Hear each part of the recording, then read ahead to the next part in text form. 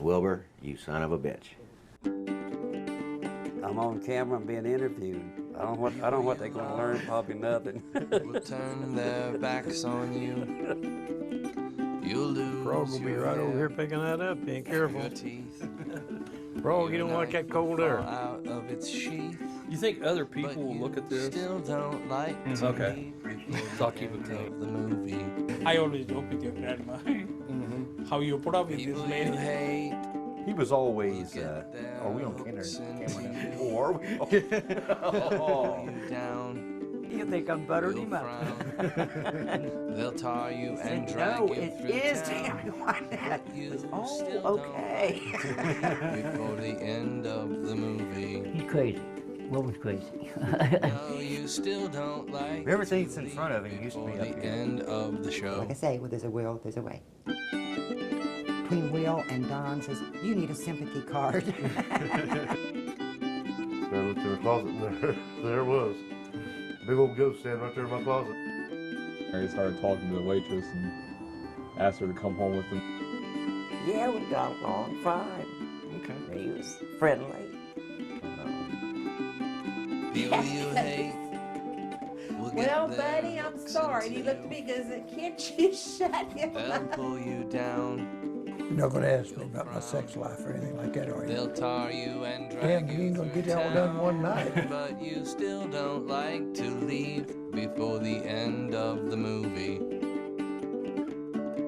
No, you still don't like to leave before the end of the show.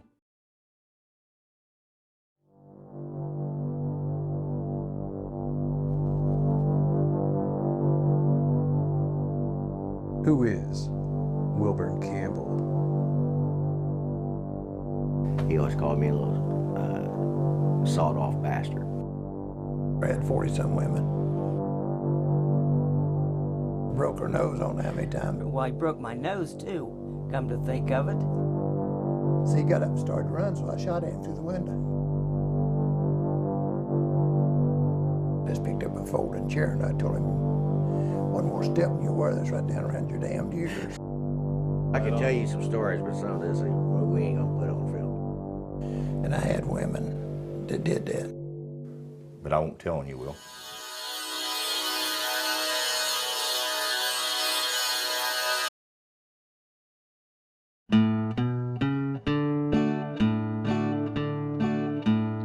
Born on a mountain in Tennessee, greenest state in the land of the free. Raised in the woods so's he knew every tree. He killed him a bar when he was only 3.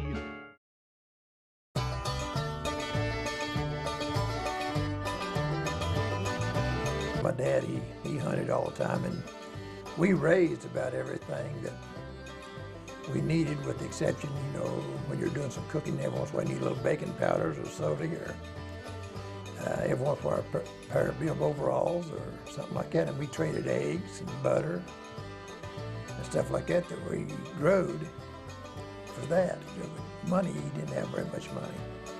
He traded for different things that you used. We grew tobacco, we grew cotton, we grew peanuts. We raised enough corn and wheat to feed we had a couple of cows and I had a horse and a mule that we used to plow with and everything. And so we raised enough corn and wheat to feed them, and also to make our own cornmeal and our own flour for cooking and stuff like that. Of course, we made our own butter from our milk from our cows, and we had chickens for our eggs. And we butchered a couple hogs a year for our meat and stuff. Of course, back then we didn't have no electric, no refrigerators or anything, so we canned most of our meat. And all but our hams, we smoked them and salted them down, kept them in the smokehouse. We lived on the banks of Powell's River there in Wilburn County, Tennessee, and we had a big spring that come out of the side of the mountain there, dumped into the river. And we rocked up probably 12 by 12 area for the spring water to come in. That's where we got our drinking water and everything from there, and plus We kept our butter and milk and stuff in the spring to keep it cool, because again, we didn't have no refrigeration. And over in one corner of the spring, we had a screened area where we could catch, when we go fishing, we'd catch our fish. And we'd put them in that screened area, and then whenever we wanted fish, we had fresh fish there all the time if we didn't want to go fishing first. We had them right there in the spring.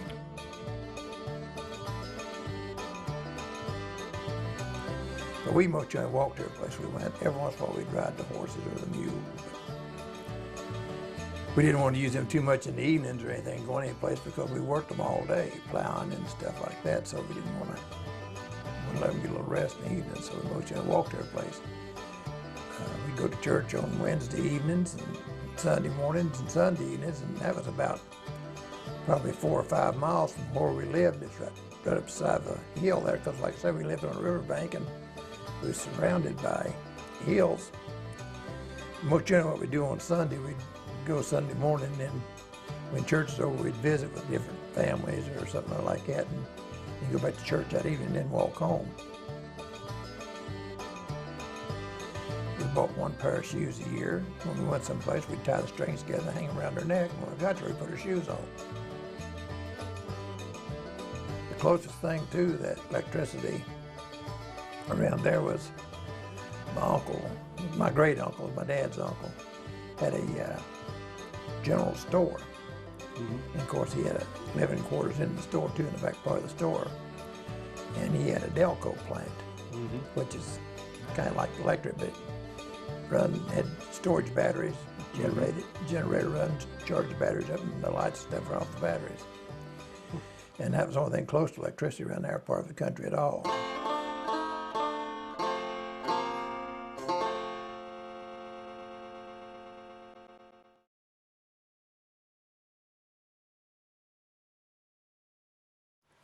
I was 7 years old when we moved up here. The only thing we brought with us, we brought an old iron bed with a feather bed, and it had just metal springs on it, and a wood stove, cook stove, and the dog. And I think that's about it. First place we lived in the state of Ohio when we moved from Tennessee up here was over here at Lisbon, on Route 54, just before dead ends into 41 there, that farm. If you go over through Plattsburgh, 54, right there where it dead ends into T. We lived just back this way on that last farm on the left before you get to 41 there. We farmed that farm there, and my dad farmed it, and then my uncle later on moved up here and lived with us, and he helped farm it.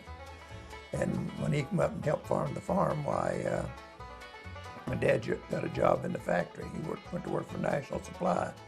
That was during the war, and they built diesel engines for ships and stuff like that. We also, besides farming, we took care of the school. We was the janitor of the school. We'd go build the fires in the morning before school started and sweep the rooms in the weekend, stuff like that. And also the janitor of the church, which was right next to the school. And we did that. We kept it swept and cleaned and built the fires on Sunday before church time. And I helped there on the farm. We had a few head of sheep. We had an old ewe that had 4 lambs, and that was unheard of. The newspaper came out and took a picture of them and me and my mom. And I helped on the farm with the chickens and stuff, and putting the hay up and stuff like that. And we had a couple of milk cows. I remember we had a pet lamb. Matter of fact, your mother's got the picture of me and Will and one of our cousins. Y'all come back, yeah?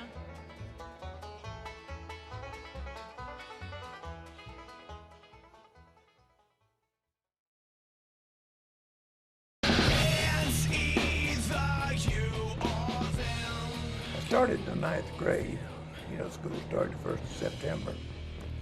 And I went till I turned 16, which was the 25th of September. The start of the school year, we had to take gym. And this gym teacher told us all, I think we had twice a week, Tuesdays and Thursdays. And he told us all on Tuesday, says, Thursday, everybody will have a white t-shirt and gym shorts and tennis shoes. Well, we didn't own a car or anything, so I tried to be very nice about it. I raised my hands and told him, Mr. Perano, I can't have them. And he said, I don't know back talk, I told you. And he got right up in my face. And I says, I'm trying to tell you that we don't go to town on Saturday. We have to ride the bus to town. So he got up in my face and told me he didn't want no back talk. So I just picked up a folding chair and I told him, one more step and you'll wear this right down around your damned ears. So, needless to say, he sent me to the principal's office. Well, in the meantime, before he sent me up to the office, he told me that school wasn't big enough for me and him both. So when I went home that evening, I got to thinking about it, and I thought, well, maybe he's right. It's either you or them. You or them. I remember that. I thought he would quit school because he was smarter than the teachers. Well, I wasn't no smarter then than I am now. I was dumb then and dumb now. I wasn't afraid of work. I could lay right down beside it and go to sleep. I mean, he never was afraid of work. He was always looking, you know, to make that money. When they built 40 out here, he helped lay the sod and build 40 out here. He worked, I think, on farms too when he was young, like baling hay and stuff like that. I mean, it seemed like if something was going on, he was doing it or being a part of it. He done just a little bit of everything. Or he always worked at a couple jobs. He was always a go-getter in that kind of way. But he worked 3 or 4 jobs all the time. Sometimes it'd be 3 days before he'd ever lay down to shut an eye to go to sleep. So, you know, he slept maybe a couple hours and he was up and going again. He took an ushering job down at the Melody Drive-In, and I think he had another job during the day. Then he'd go down there and work at night. And it was late when he got home, and 9 times out of 10 he'd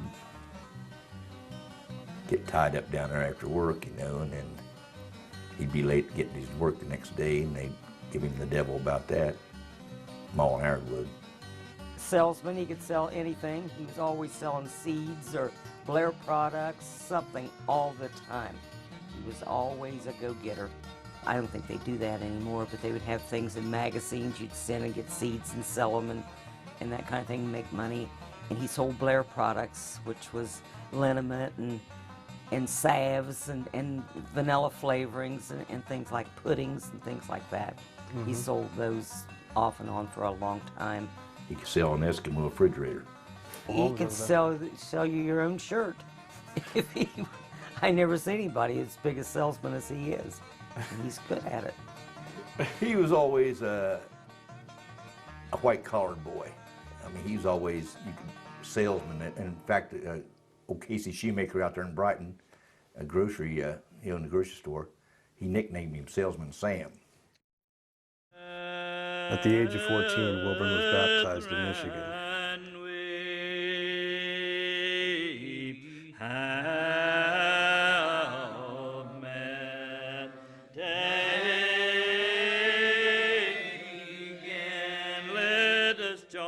He liked a girl, was going to church with a girl or something another, and I take it that that's why he got baptized. He went to the same church, was going with a girl. That's why. Now, he kind of maybe disagree with me there, but that's what I believe. But I still say it was a girl.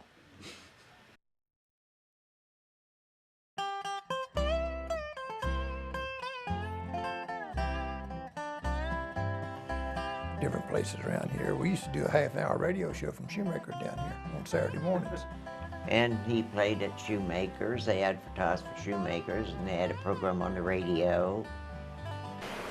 And it's one of the radio stations we've done a morning show on Saturdays.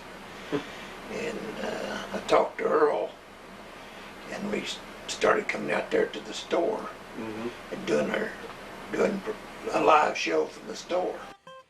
Yeah, and the first group when I started in music was Donnie Bowser. And Donnie had made the big time, but he partied too much. He'd rather play cards and stuff than he did play music. But he could have made the big time. He was that good. Walter Wilson used to play steel with Donnie Bowser. When I left them, I took him with me. Well, in February 1954, he run an ad in the Springfield News and Sun for a lead guitar picker. And when I answered the phone, I called him, and when he answered the phone, I mean, I went out. He said, "Bring your guitar and have him come out." So I went out and knocked on the door, and I said, "You the man who wants a lead guitar picker?" And he said, "Yes, I am." Well, I said, "I'm here," and he said, "Come on in." So I went in, and he told me, he said, "Now, plug that thing up. Let me hear you." Okay. I plugged it in. He looked at me and said, "Can you play Wildwood Flower?" And I said, "A little bit." He said, "Well, just pick it for me." I was picking by myself, so I picked it for him. And when I stopped, he said, "You're hard if you want the job." He and I are from the same part of the country. He's crossed the mountain from where I live. And when I run into him, I said, "Well, it's kind of like running into a brother." Where we come from, that was one of the popular sounds of that tune. It was popular since we was kids. It's still going. Wasn't that far apart where we grew up, and things are about where I lived in the community, about 1 out of 10 people could play music. So I think maybe God gave us that gift because we didn't have too much else to do. What his favorite song? Well, I had my own band, but we didn't have a bass player. So I bought a bass on Saturday and played a show on Sunday. And I didn't know anything about it. And Johnny Messer was playing guitar, and he'd play on the bass strings on the top strings on the guitar, and it sounded like I was playing the bass. What kind of band did you have? Country. First band I had was Southern Melody Boys. Southern Melody Boys. And then we went to the,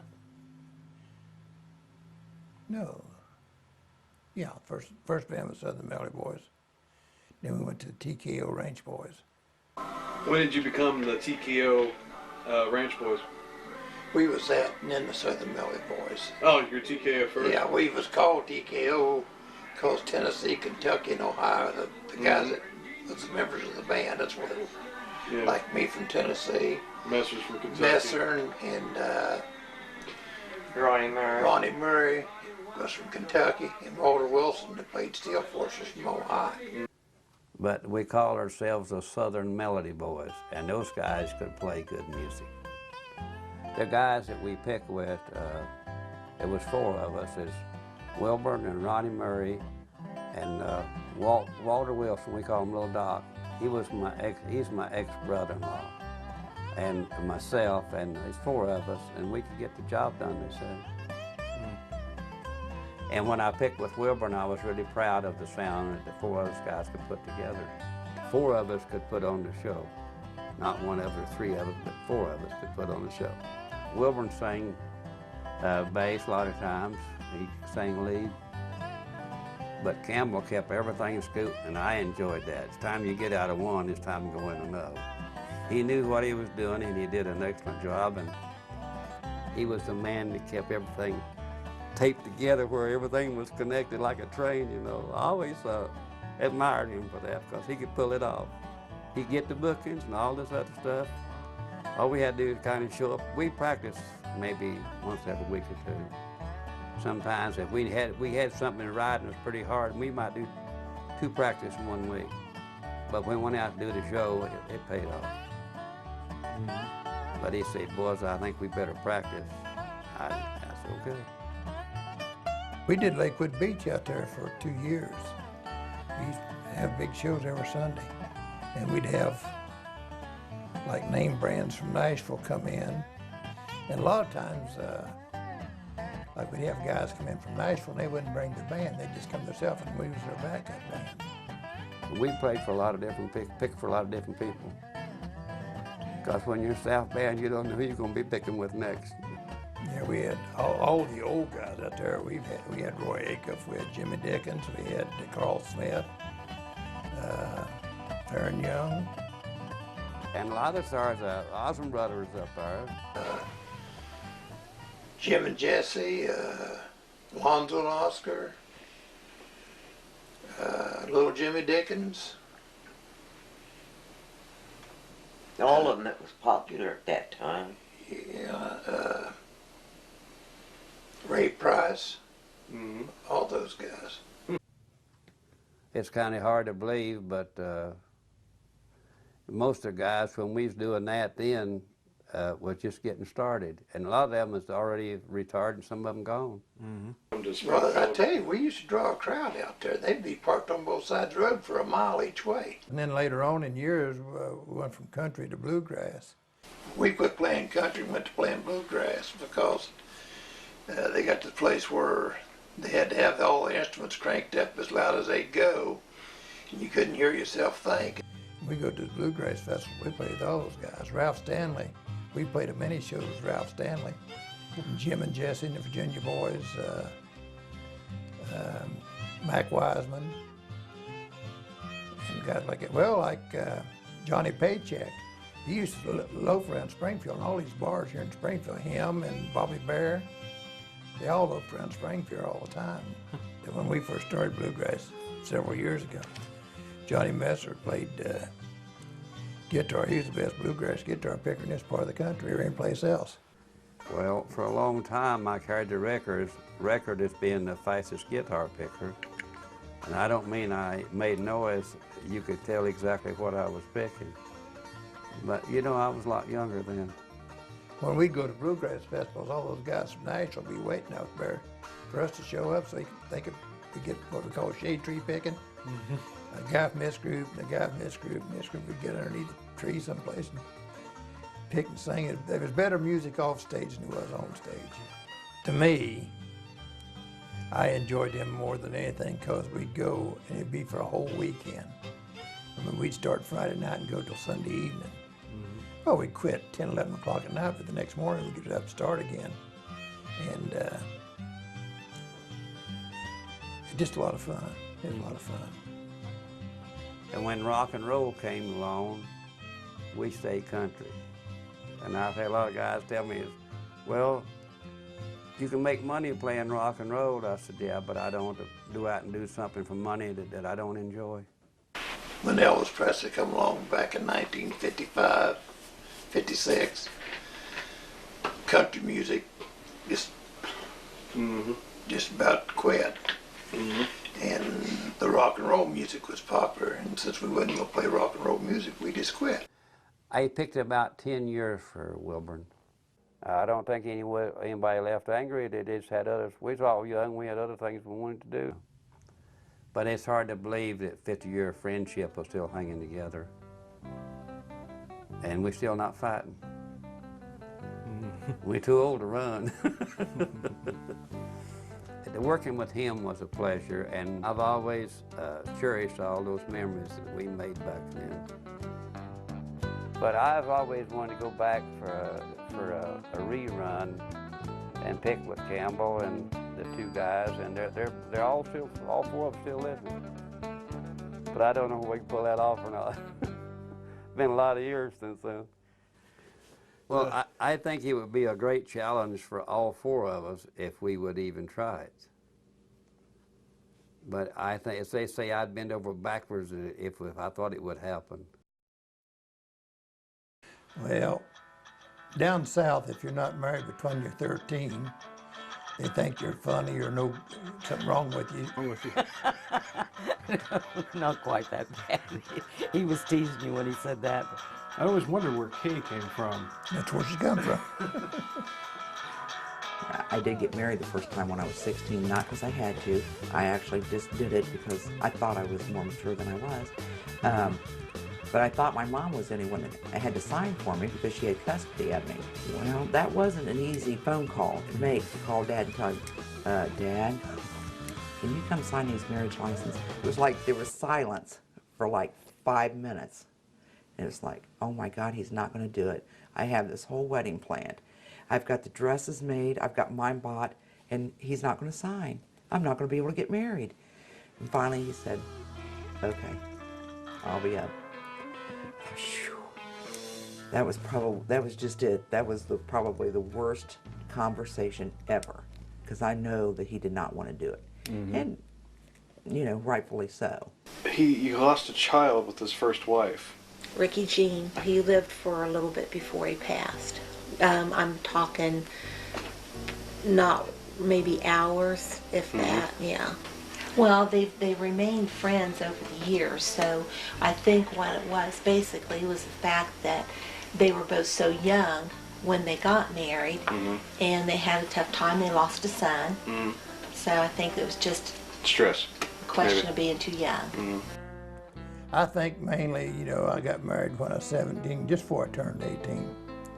And basically, the main reason why I did, I think, was get away from home.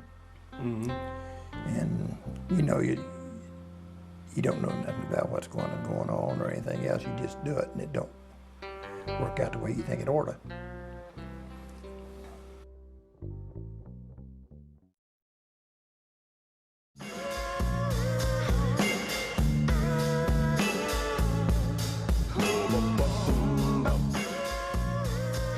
He was the Omar man.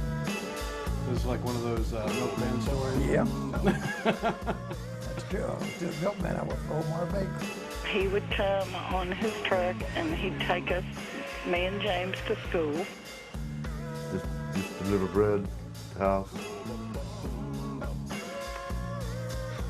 And him and Mom seeing each other. Their dad and Mom didn't bust up. He got killed in an airplane crash. He was in the Air Force. In fact, he was killed less than 5 miles from where they lived. I was kind of young. I know he was in the Air Force, stationed at Wright-Patterson Air Force Base. We was standing in the hallway and we seen him and Mom kissing in the mirror, and that's basically all I remember about that. I was too little to think too much about it. And of course, he was nice looking. What happened? But that had nothing to do with his personality. They really are nothing like that. Actually, I had an uncle, really, you've met him, John D. Lived in there, he's in the Air Force in Arizona. He had me a job playing music at night and working at Douglas Aircraft during the day. So I started. I thought, well, I'd swing by and see the old gal, because, you know, we just, nothing real serious, I don't reckon, at the time. At least I didn't think it was. So I stopped by to see her, tell her I was on my way to Arizona, and one thing led to another, and that's as far as I got. That's right. That's what happened. He did. I was about 8 years old. 8 years old was little. Just went to Tennessee and got married down there in the lumber yard. What made you guys decide to get married? Damn if I know. A moment of collapse of your mind or something or other. I shouldn't have stopped. I should have kept on going. Jeannie was born in 1958. The day she was born, there was a snow on the ground almost knee deep.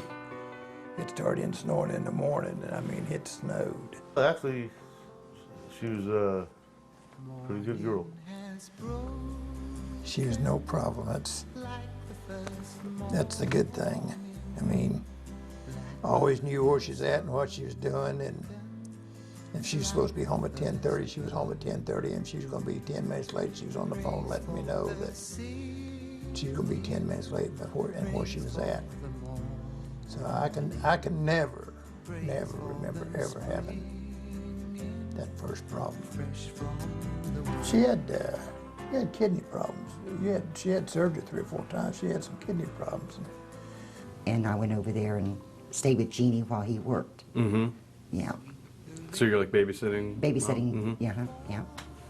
Jeannie was just little. Did Grandpa legally adopt James and Kathy? No, because their dad was, you know, very important to him. And, you know, a good guy, and he was a part of their lives. They had a hard time getting over seeing their dad blowing up in a plane. Yeah. But That was rough for him for quite a couple of years or more. And Wilburn kind of brought him out of that too by talking to him and, well, generally being nice to him. I think they was, 6 and 7 maybe. So, I mean, I've raised them most of their life. I think they were 6 and 7. I mean, they knew their dad. It's not like one of those stories of getting into film when the kids were real young and they didn't remember their dad or anything. I mean, they knew their dad and everything. And but there was never no problem. They never resented me, to my knowledge, or if they did, they never showed it. We always got along good together. He was always real good to us. I've always been real grateful for that because he's always treated me and James just like we were his own kids. And I appreciate that very much. Just a regular dad, you know. It's just, I always, you know, referred to him as my dad when I ever talked to anybody. But I always called him Wilburn. I don't know if it was just out of habit. You know how, I guess that's the way some kids do. I always known him as Wilburn, and I always called him Wilburn, you know. If I ever referred to him, to anybody or talked, or, you know, I always refer to him as a dad or something. It's my dad or whatever. He's been my dad since I was 8 years old. As far as I knew, that was my brother and sister.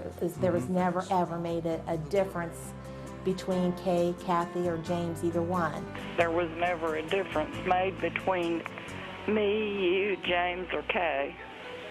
Ever.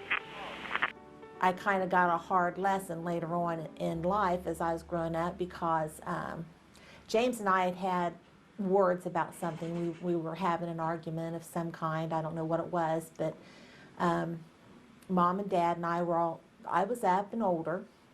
As a matter of fact, I had you, and I wasn't talking to James, and he called and was coming to the house.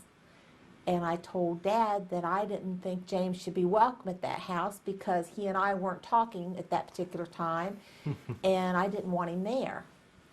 And Dad said to me that this was a rude awakening to me because he told me if his son was not welcome in my home, then he was not welcome in my home, and that he guessed he just wouldn't be able to come see me anymore or be there at the house. And I said, well, what do you mean? And he said, just what I said. If my son is not free to come and see me where I'm at, then I'm not welcome in that house either. And that just really kind of woke me up a little bit and kind of put me in my place because he just let me know real fast that, you know, that was his son too, and I just had to live with that. So needless to say, James and I didn't have any problems after that. Come with the package. No, I had no problem with it. In fact, I had no problem with them. They accepted me and I accepted them, and we got along just fine.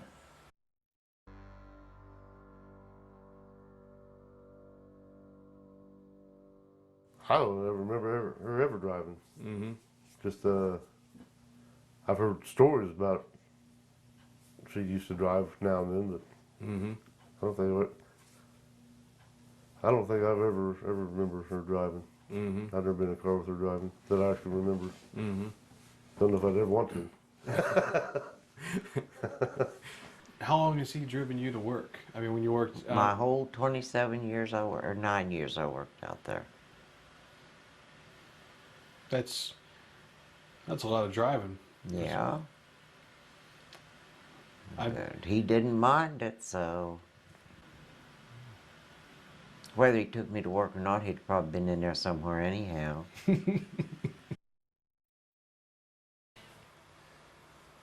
We'd get them about the house being haunted and ghosts and stuff like that.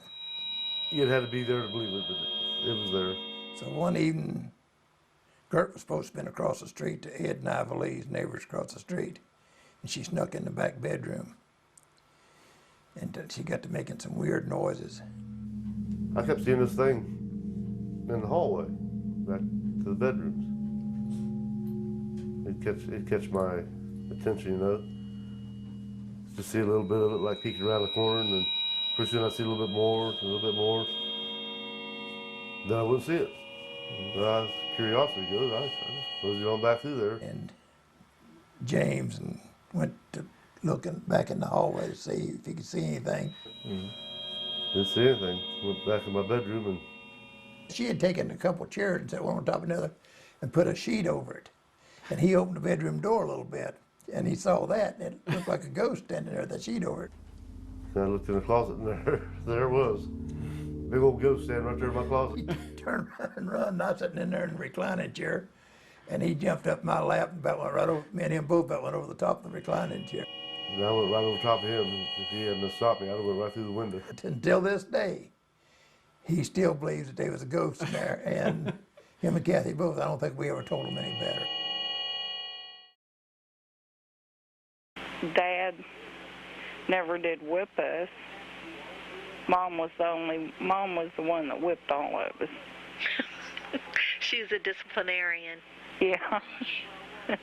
I mean, Dad never whipped us. He'd always sit down and talk to us and make us feel like we were about an inch tall.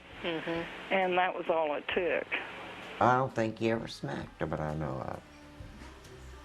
I don't think he ever did. Now, he's told a few stories where he's pulled the car over before and told Jeannie and I that, you know, he was going to spank us or whatever because we were, you know, he didn't think the car was a gymnasium. I don't really remember us being that bad, but he claims that he had to do that. John caught the kids smoking. He had them up in the bathroom, and when Will come in, he made the kids come down and put their cigarette out in front of Will every time. And Will laughed, and I thought he was going to roll on the floor. I don't know, when I first started smoking, I used to smoke behind his back a lot. I think he knew I was smoking. Well, one time he walked up the steps and you couldn't hear anybody coming up those steps, and he opened the door and he said, when you get through with that cigarette, come downstairs and make some coffee. And I about fell through the floor. Me and John was gone. The kids was making prank phone calls. It was calling the neighbors and sending Culligan Man and all this. Looked up and there stood Will at the door watching them. Will always caught them doing everything that they did. He'd always sit down and try to reason with you and give you another viewpoint. Anytime I'd get out of line or anything, you know, he would tell me what I was doing wrong. And, you know, me and my dad had a bad fight one time, and my mom called him. And, you know, once again, I was kind of scared because I didn't know what was going to happen. But he just talked to me like I was on his level. You know, he didn't judge what the situation was or anything. He was really cool. You know, just talked to me like I was on his level. And it really made me understand, you know, hey, you know, this he's really straight up. You know? Yeah. With Dad, it was more like, you could tell maybe that he was disappointed. And that probably was worse. I mean, it'd been better probably if he just got mad and just rant and raved. He wouldn't say anything, he always let us make our own mistakes. If you talk to him, you know, he'll give you a straight, honest answer. And he tells you what he thinks. And then, but you make up your own mind. Is your next question, have I ever seen Mom mad? Yeah. Well, yes, I have. Mom was one we had to watch out for. Somebody's got to be the bad guy. Yeah. Good cop, bad cop. She had this thing called the butt brush. Butt brush. The butt brush. The butt brush. The butt brush. She had this thing called the butt brush. And we got it a couple times. Kind of hollow ground back on the back side of it. Yeah, have you ever felt it? Kay and Kathy and James got it. He's going for a record. You don't want to. She whipped my hind end a couple times when they lived over Dayton. I was terrified of the butt brush, I'll have to say. I've got my ass whipped with it many a time. I shouldn't probably say that in an interview. Mom carried it everywhere she went. I remember that we were always getting in trouble because Jerry would get us into it, which I'm speaking of Jerry Campbell. Yes. And he loved to see us get whipped with that butt brush. All she had to do is just look at that butt brush. They toed tomorrow. They don't get under his skin. He don't let them know it if they do. Very even disposition. I don't know if it's that he keeps things in or what. Keeps his emotions and things like that to himself. I've known him all these years, and as far as I know, we have never had words about anything.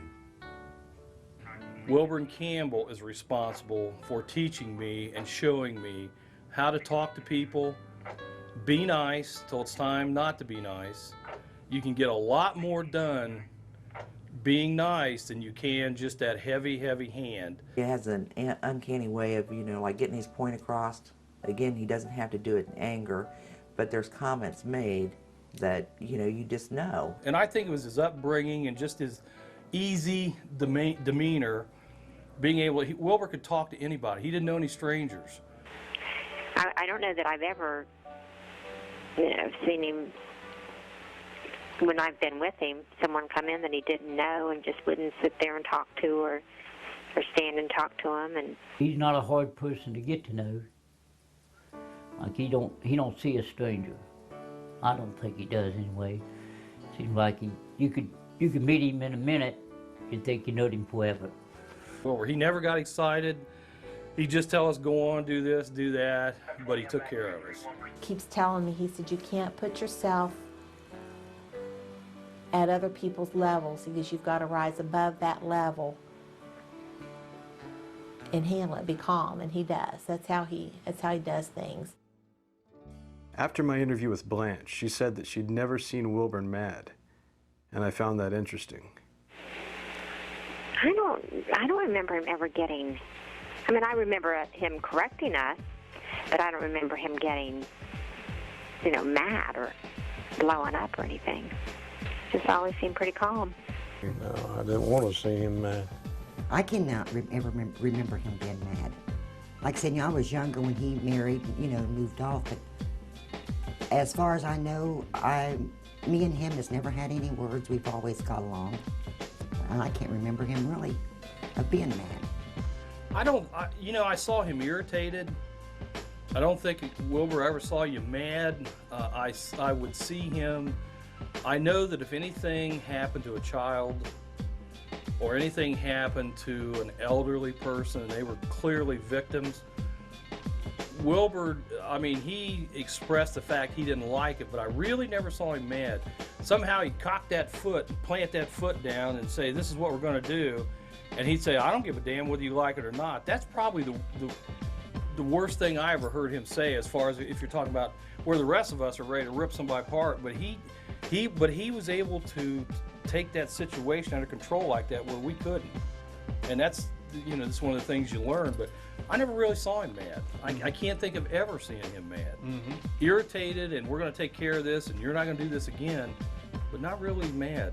I can't say I saw that. I really haven't. I've seen him get frustrated, but I've never really seen him get mad about anything. Especially towards me or us younger kids. He always seemed really level-headed and really collected. That's the way I remember him. He was always, he does have a temper, but he always just seemed really collected and knew what he was doing at all times. He just wasn't a type to. And I can't never remember him getting mad at anybody, really, for a fist fight or anything like that. Have I ever seen Dad mad? To be honest with you, no, I don't guess I've ever seen him mad about anything. To me, he's always been a person that has got a real even-keeled temper. Nothing really bothers him. And there's not a whole lot that rattles his cage. Anybody? Never. I've never seen him mad. I've seen him, sad sometimes, but I've never seen him mad. No, I've never seen him get mad at all. He gets frustrated, but he doesn't say anything. He just sits there and takes it. I don't want to see that. If he even looked like he was going to get mad, I'd just slide out the door and be gone. Seemed upset, but I've never really seen him I've never seen him mad enough to fight. Never have. That would depend on the circumstances that he was getting mad about, whether I'd leave him. You know, I'm not sure that I have ever seen him mad, ever. He's mellow. Wilburn's a mellow person. So, yeah, it'd probably take an awful lot to make him mad. But don't ask him about leasers. You'll get on the wrong side of him real quick. Yeah. That'll ruffle his feathers, I'll tell you right now. He don't got no time for leasers. No, he don't. Yep. And neither do I. He's really, I think, underneath it all, I think he's kind of a softy like me. That's the way I feel, man. He's probably really underneath it all, he's a softy.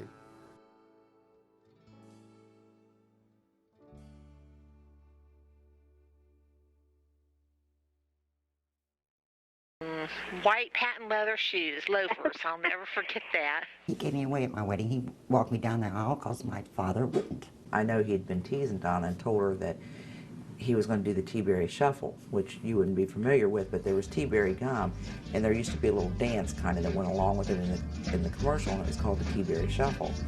So I know Dad teased her that he was going to do the T-Berry Shuffle. Well, as he's walking her down the aisle, he does trip on her dress, and she thought for sure he was doing the T-Berry Shuffle. Get something more.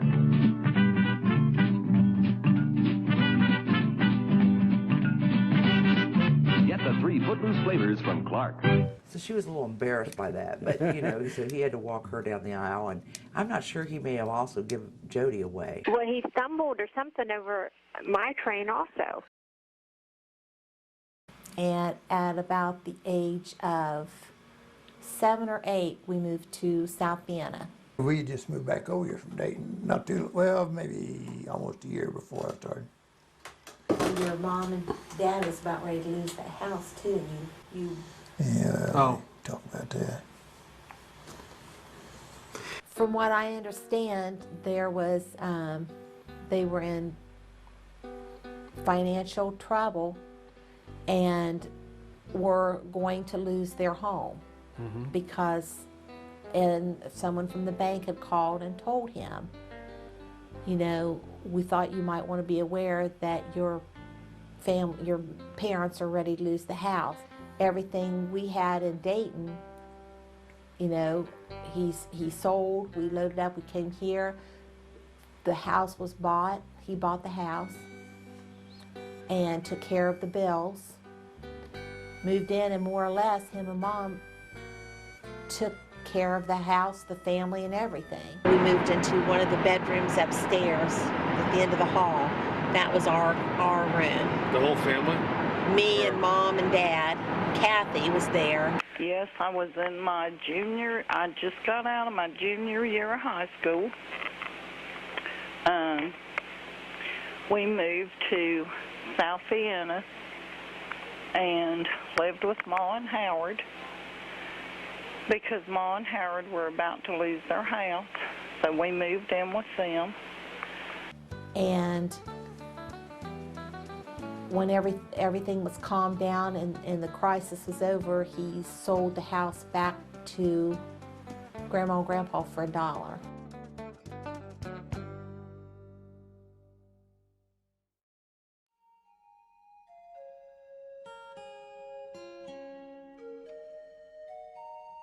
I mean, it seemed like every job I got, I wound up in management. I started out over Chrysler in the stockroom, and within 6 months I was in management. And I just wore out. But I always wanted to be a special deputy. So I went down to the sheriff's department and to get a commission. Jack Hamilton was sheriff. I told him I'd like to get a commission. And back then, if you worked for the sheriff's department and another sheriff from another party, like he's a Democrat and then this other sheriff was running, if he got in as a Republican, he got rid of all the deputies.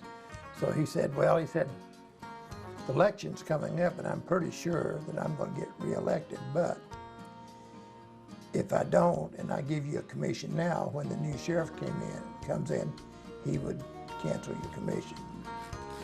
And then when election time came up, he got beat.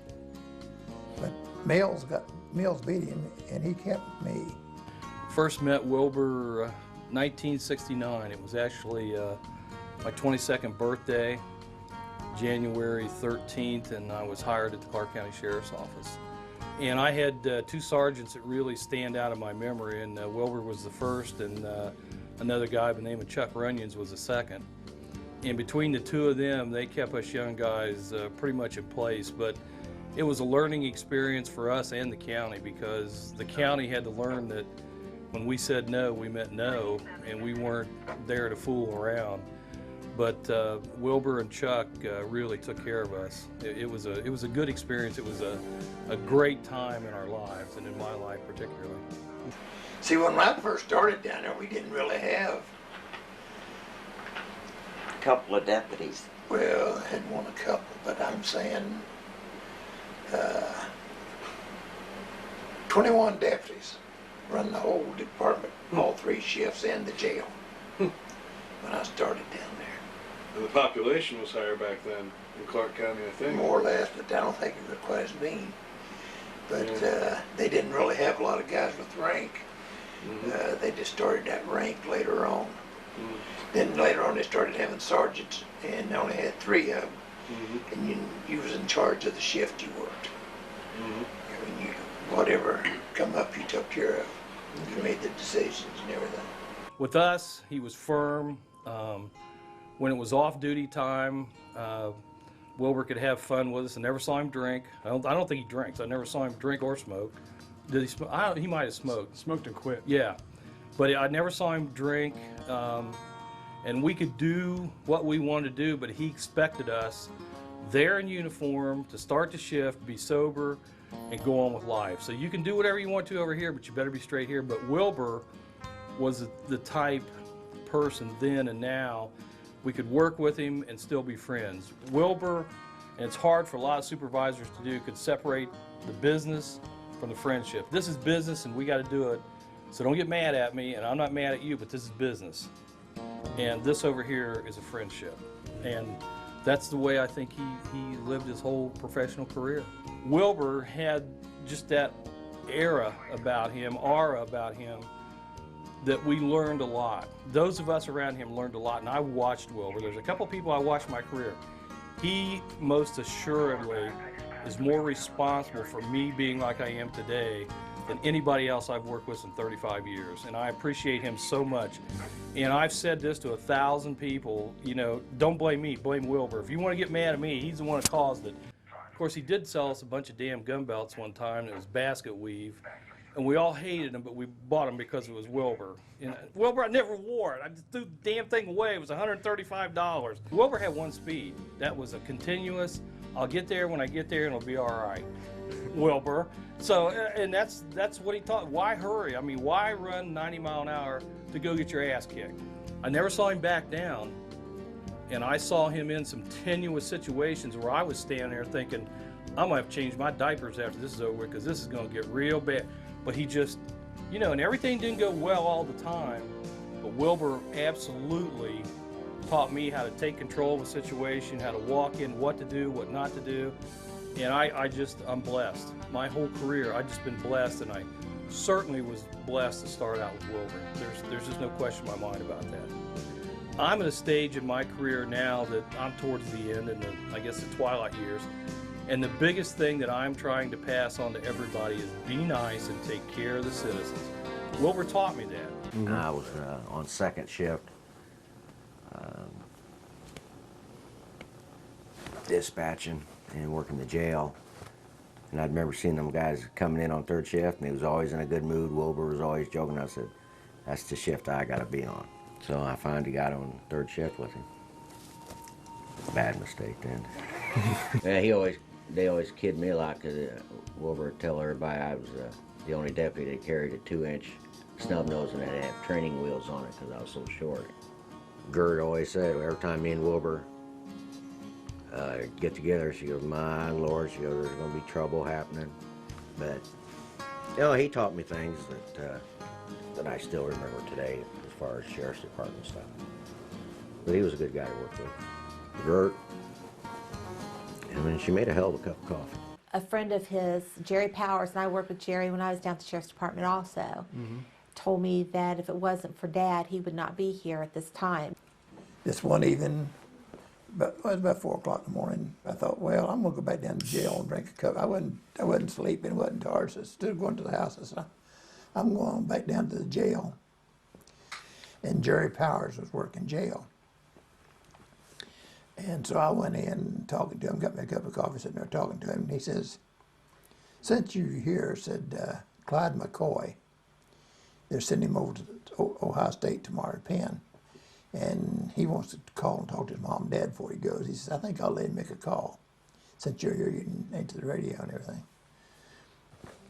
He let Clyde out, and Clyde got on the telephone for a minute. So when he started putting him back in, they didn't know anybody was there but Jerry. Jerry stepped up on the steps to unlock the gate to turn it around for Clyde to step in. But when he did, Clyde grabbed him from the back and held his arms. But Jerry hollered.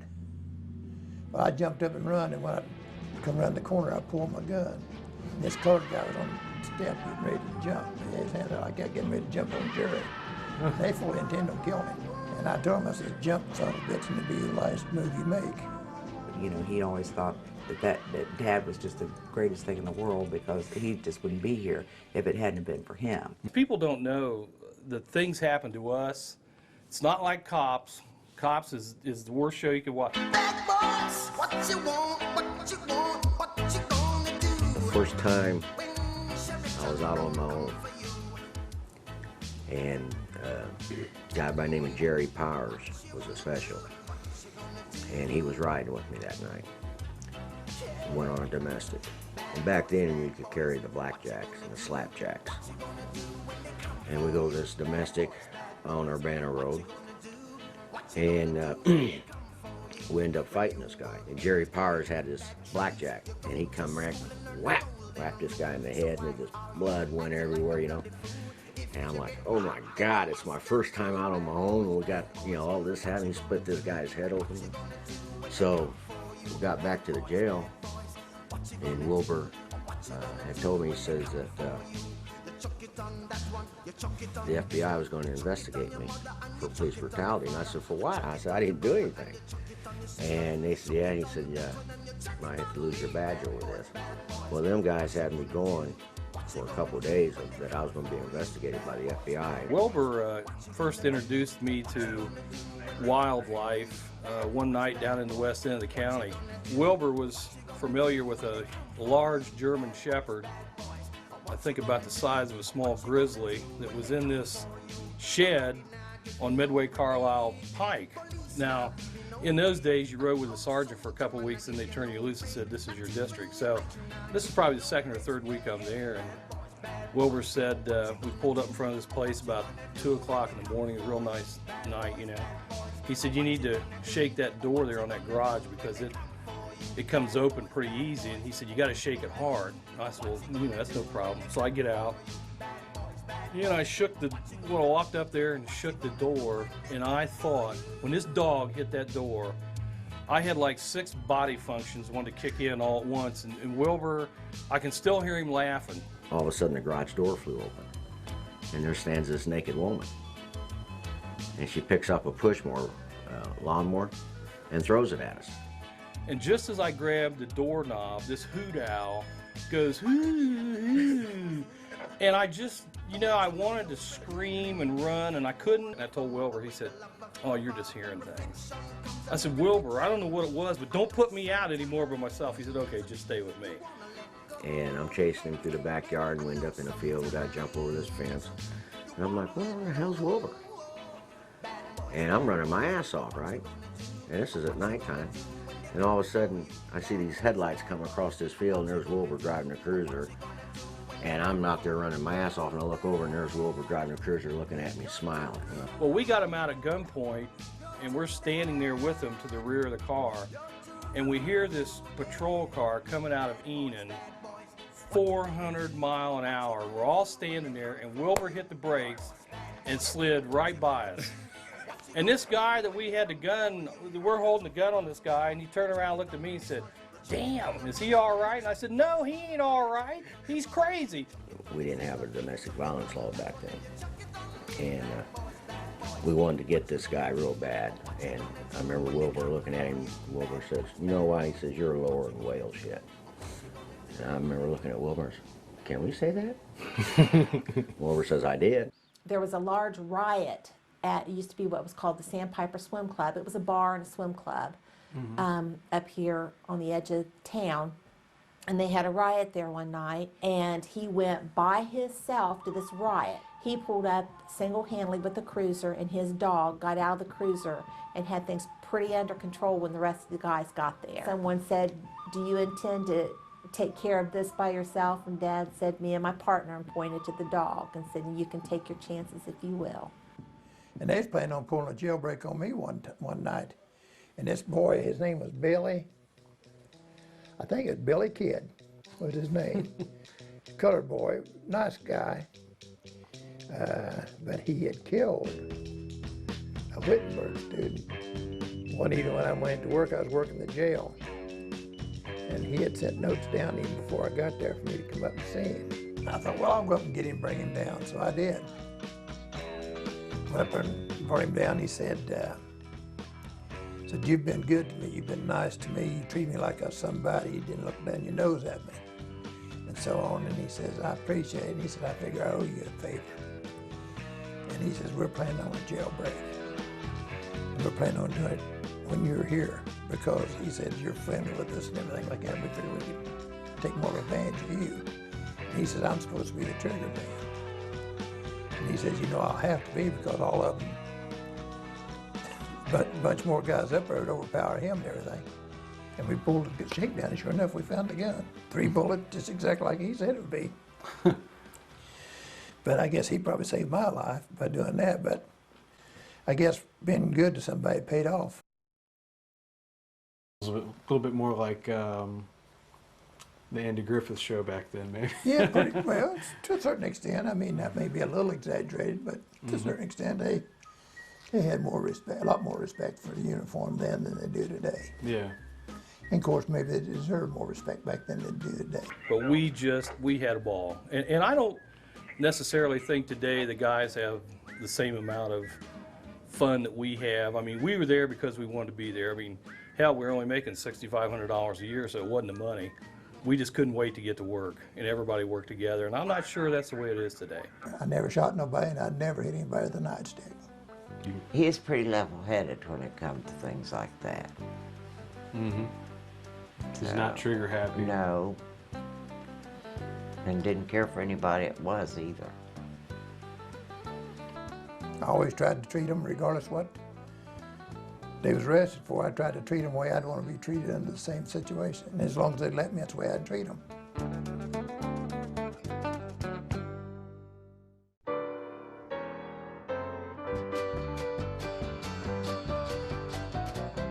I went out here on Dayton Road. I think it was Dayton Road. They had this Delta mobile home. It was really a nice one, used one, for sale. So I talked to them there at Brookside about moving it in there. And they told me I couldn't move it in there because they was only taking new mobile homes. Mm-hmm. And then in the meantime, I went back out there one day, and there sat that mobile home. So I raised hell about that. They called me and asked me if I'd be interested in the job. I didn't care too much for it at first, but I got used to it. He worked here for Mr. Green, you know, when they developed this place. And I ordered this trailer here. They had to have somebody here on the job all the time, taking care of things. What are there, 169 families here? We used to go eat breakfast or supper or dinner or whatever today, all the time too. We'd meet at Fulmer's and maybe have a bite and sandwich, coffee, and shoot the bull. The office used to be over where I lived on the corner, number 1. Mm-hmm. Where I People lived down just there. come into your home? People would come in the house there, yeah. We had the office in there at our home for when we first moved there, and then it was people there round the clock. And with the post office there, we had people this and there. They sat around and talked and gossiped or whatever, and just like they do down at the office now. They're there all the time, around the clock. He was there. And he never turned nobody away. He's just eating, he invited them to eat. No matter what you was doing, they'd come in. If they worked till midnight, they stopped and got their mail. So, and we should have had certain times for them to do it, but we didn't have. We didn't refuse anybody to come and get their mail. And then they finally moved, fixed an office across the street, and things got better. And he walked up and took it out of his hands.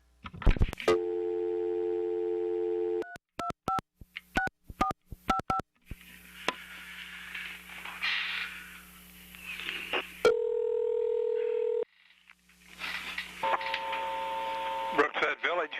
Anyways, I talked to Mom. Yeah. Anyways, you said I was there? Yeah, but you was with me here in the park. We seen all these cars come flying in.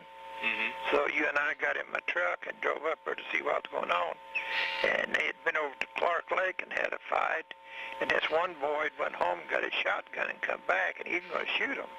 There was a fight up on the back, goes up on the back street, and the guy had, I believe it was a sawed-off shotgun, and they had called the sheriff's department, and all these people were just kind of running and hiding, and someone called Dad and told Dad what was going on, that someone had a shotgun up on the other end of the street, and without even saying anything, he got in his car, drove up there, got out of the car, walked up to the guy, and the guy said, had the shotgun. Dad goes, I know you got a shotgun. Dad walked up and just kept walking towards him and took the gun away from him without blinking his eye, and diffused the whole situation before the sheriff's department even got there.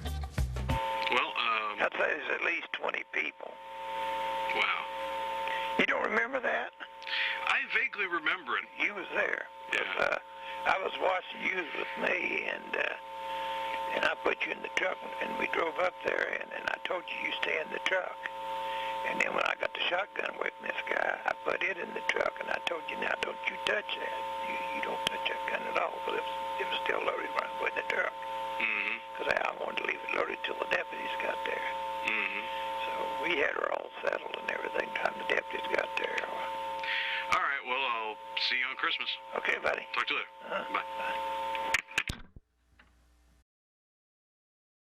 So how many cars do you think you guys have had?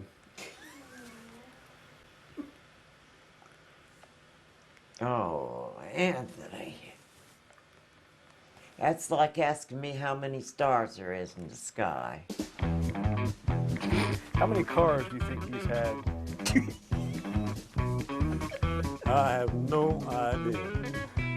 Stick shifts and safety. If you want to know something about a car, any car, ask him.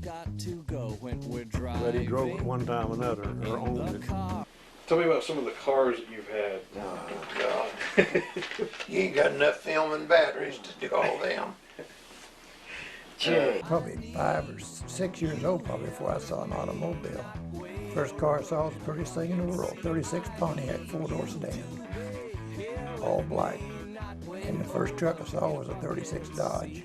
That's what we moved to Ohio in. My great uncle owned it when at the store, and he owned the Pontiac too.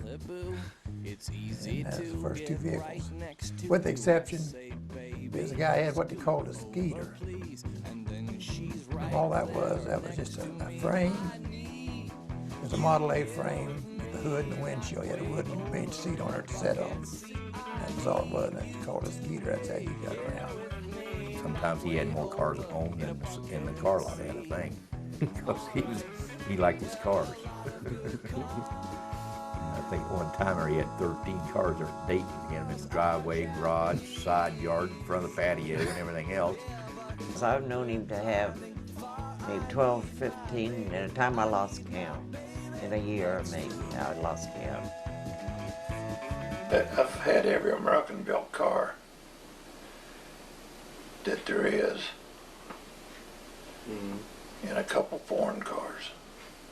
He's always trading cars, buying cars, whatever. Giving them away or whatever. All he just did. I used to buy cars, and now I buy price. It don't make no difference what make it is. Which one I get the best deal, and that's what I get. He loves your truck. I've heard him talk a lot about your truck. Yeah, it's down at Jim's.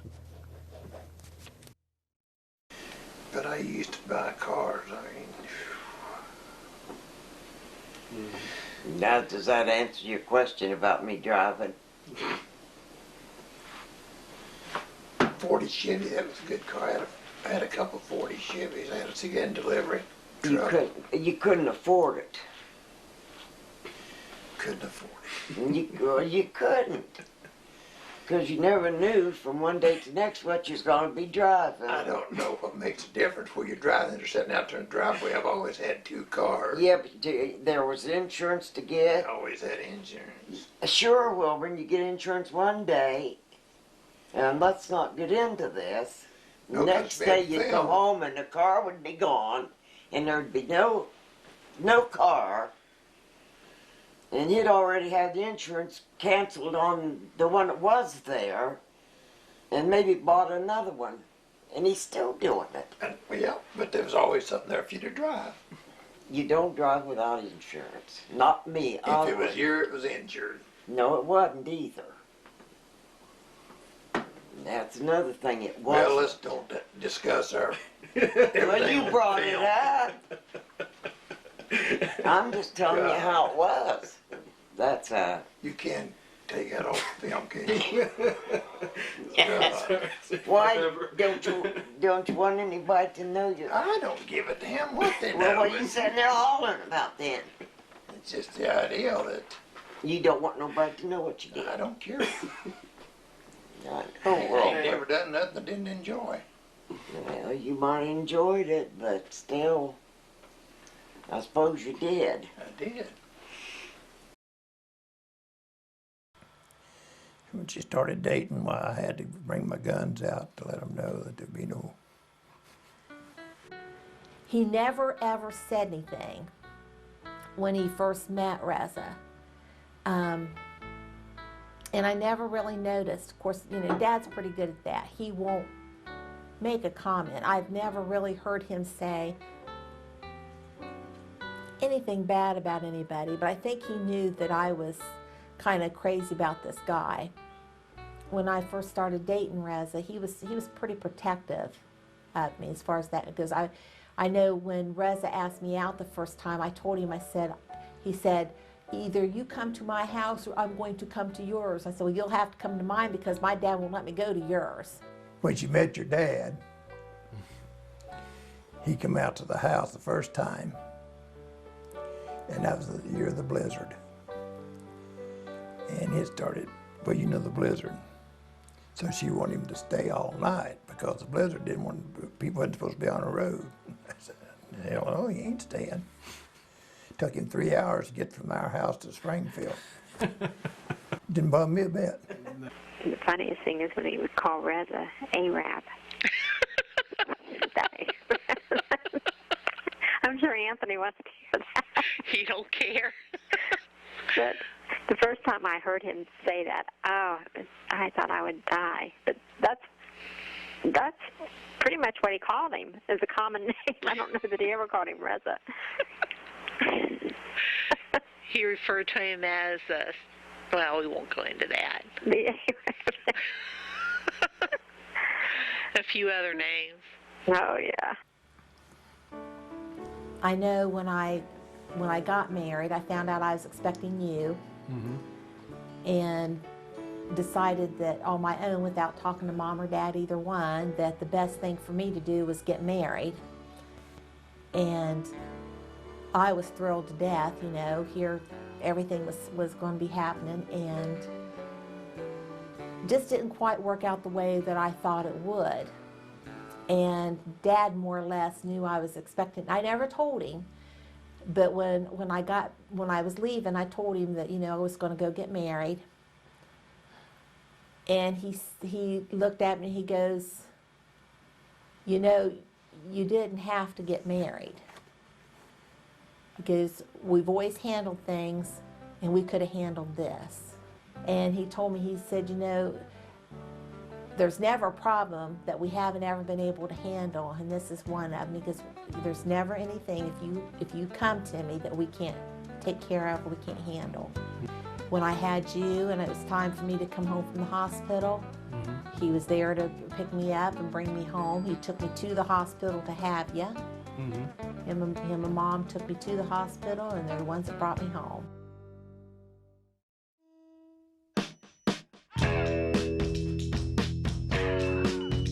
Dad had the flea market down here. Well, he had Silver Swan Restaurant, and he was having a flea market at the time. He had some things out there for sale, and I was out there sitting and watching the table for him.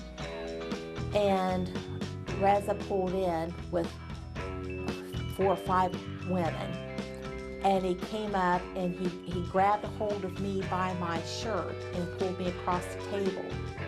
And we were divorced at the time, and he pulled me across the table and he said that as far as he was concerned, I was still, until he decided I wasn't his wife anymore, I was, and I was not going to disgrace him by putting myself on display in public. And someone had went in the restaurant and told Dad that there was a problem out in the parking lot. And Dad went out there and he walked up to him and he told him, he said, you know, I have kept my mouth shut and I've stayed out of this through all that has gone on. He goes, and I've treated you with respect. And he said, but if I ever catch you around her or the grandson again, I'll shoot you. I thought, wow. That's all he said. He wasn't angry when he said it. He just said it very matter-of-factly, and that was the end of it.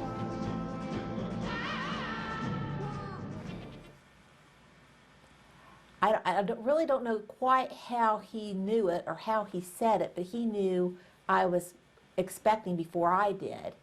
Because I was watching TV one night, we were all in the living room, and he kind of made a joke about it. Do you remember that, Mom?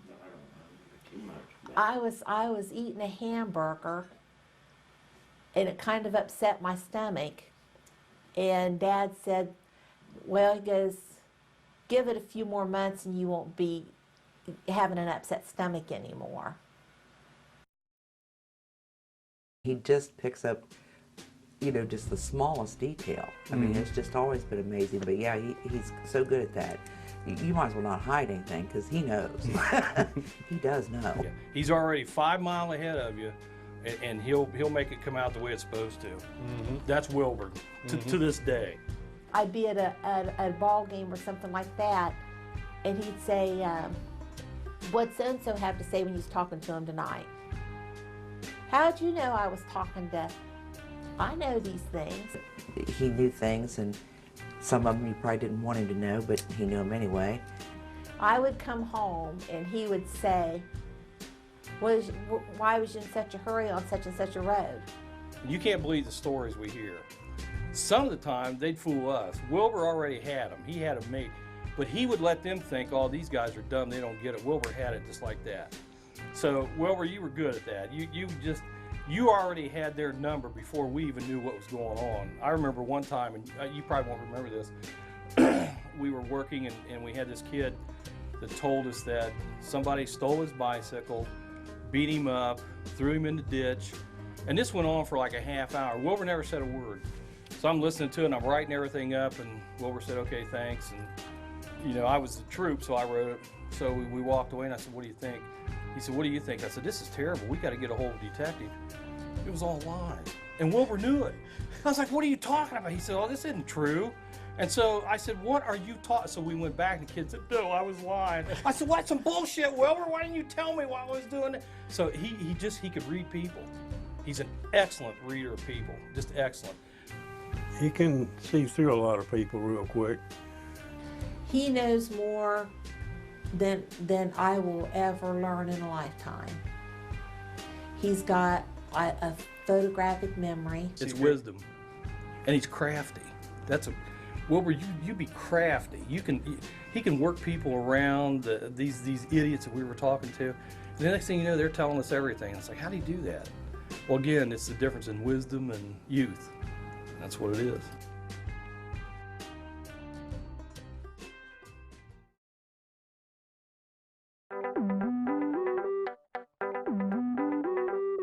You used to call yourself Grandpa Little Bigfoot.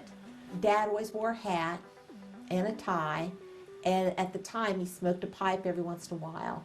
And whenever Dad would come in from work, you would put his shoes on and his hat and walk around with his pipe in your mouth and put his tie on your neck. And you would walk around the house in his shoes. Dad bought you a little red leather recliner, and it sat beside his recliner. And whenever he'd come in, you'd get in his shoes and put his tie and hat on and walk around with his pipe in the house and tell us what to do. You'd point that pipe at us. You did this every night. When Anthony was little, I mean, I think, could have kept him all the time. Did, practically. Yeah.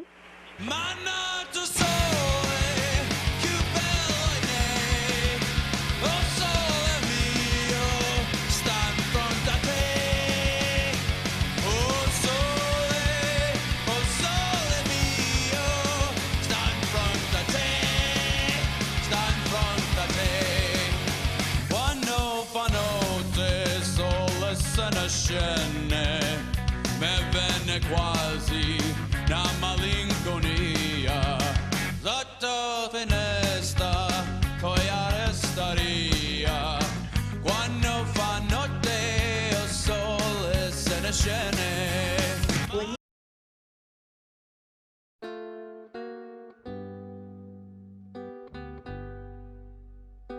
Well, I was sitting there at home rocking you to sleep, and he was laying over on the couch, and every once in a while he'd just stretch his arm out, and I wanted to know, I just asked him if his arm was bothering him. He said, yeah, kind of hurt, but it would go away. And then it just dawned on me that it's cause of a heart attack will do that.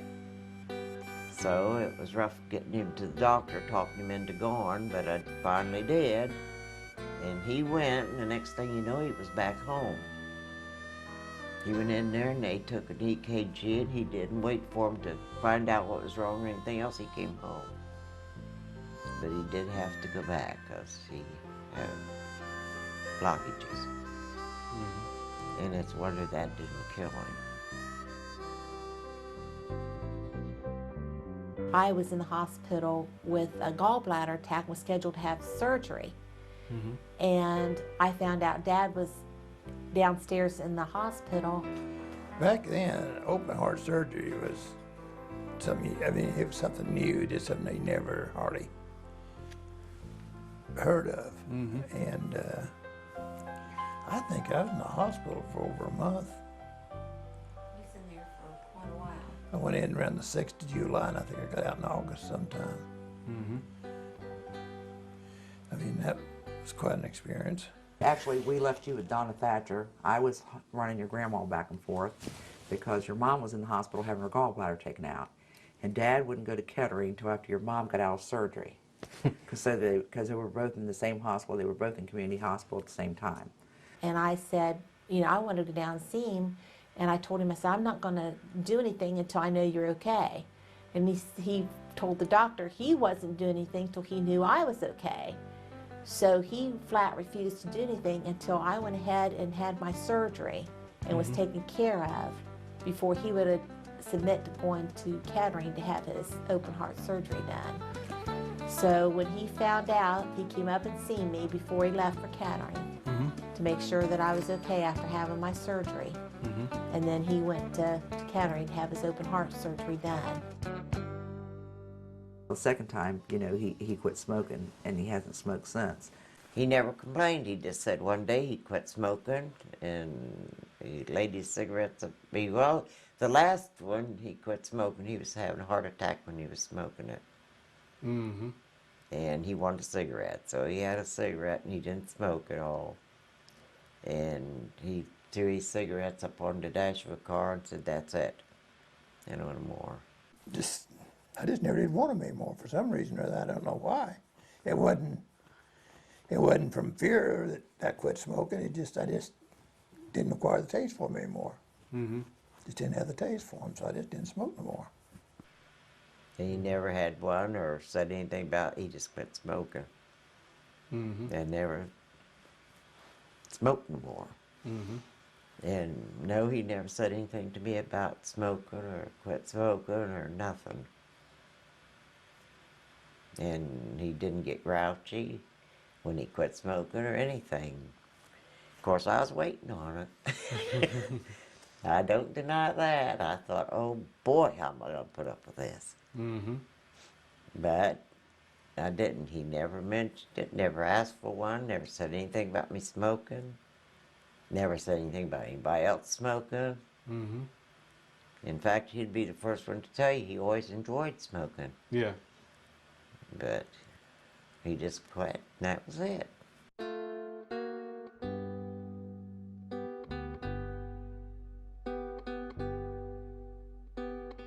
Oh, God. It was me, Mom, and Kay. I think that was all that was there at that particular time. We were sitting in the waiting room. They had taken Dad in to do a heart cath on him. Catheterization, they cut you down here and they run a cable with a little camera right up in there. And they see where your blockages are at. Mm-hmm. That's the catheterization. I just heard the bell go off. And there were several families in there at that particular time where their family members were going in for heart caths. But when that went off, I knew that it was Dad. I just was laying there and I just remember him reaching up and pushing, had this big light down, shine down on me. I just remember him reaching up and pushing it away and started hollering code blue, and I just went black, that's all. He just fought to come back. And then after it was all over, he said that he was aware of things that was said out of the room and what was said amongst us. I watched him do my surgery in '79. I had what they call out of body. They lost me, 3 times that time, my first surgery. 3 different times they lost me. I was up here looking down and I watched him do it.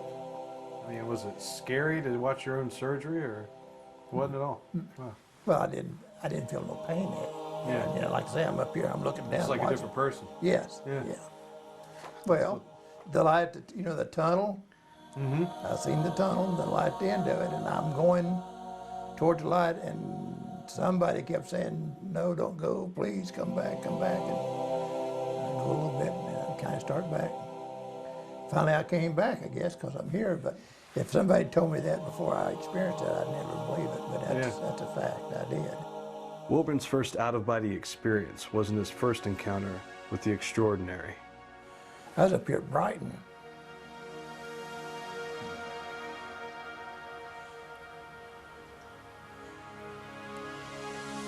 We was out there in the yard, and this light just came down kind of slow, and it got to a certain point, and it just stood still. And you could hear something, just a hum, just a constant hum. And bugs, little old bugs, got so thick, man, you was knocking them off of it and everything else. And that light stayed there, I don't know, probably 10, 15 minutes, something like that. And all of a sudden, it just went back up the way it come. Just when the light left, the bugs left. And then one other time, when I was on the sheriff's department, I seen this light. I was down about Clifton, down that area, and I kept watching it. And finally, one of the deputies from Greene County came on the radio and asked if anybody else had seen it. Mm-hmm. I wasn't going to say anything about it. And then I told him I seen it. I don't know. We didn't know what that was either. How? It was just a big bright light. It came and it left. It wasn't no airplane. I know that.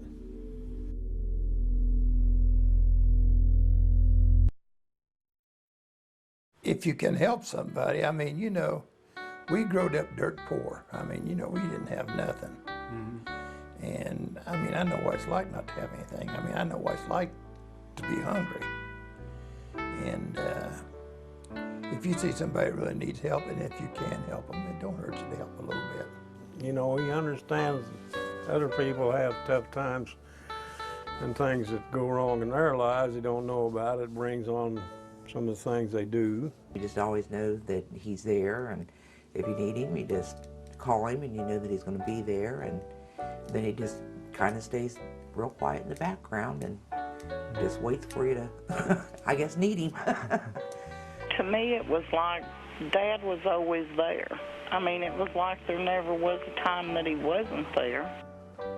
He's always, for the most part, if I've ever needed anything or needed help, when I went to him, he's always been there to help me. I mean, he was always there. If I needed him, I could call him and he would help me no matter what it was. He would be there for me. I always thought he was very, or still is, just very generous. Always wanting to look out for everyone else. If someone, they thought, my mom and dad both, that they thought that someone needed a few dollars, that person would have a few dollars. Yeah. And they may not know where it came from. I can remember he had a yellow Volkswagen once, and that was my favorite car. He gave that to me. He's given me all my cars so far. Even that Oldsmobile, Suburban, now the truck and everything. I still got the truck now, driving it. Just gives it to me and says I have to work it off, but don't really do that much. Every time I try to pay it off, he tells me not to worry about it. They called one day, our payment was late, and they was going to come and take my car. So I called Will. I was just frantic. He said, "Don't worry about it. I'll take care of it." And he did. He always took care of everything I needed. Over the years, if he thought someone was hungry, he'd make sure they had something to eat.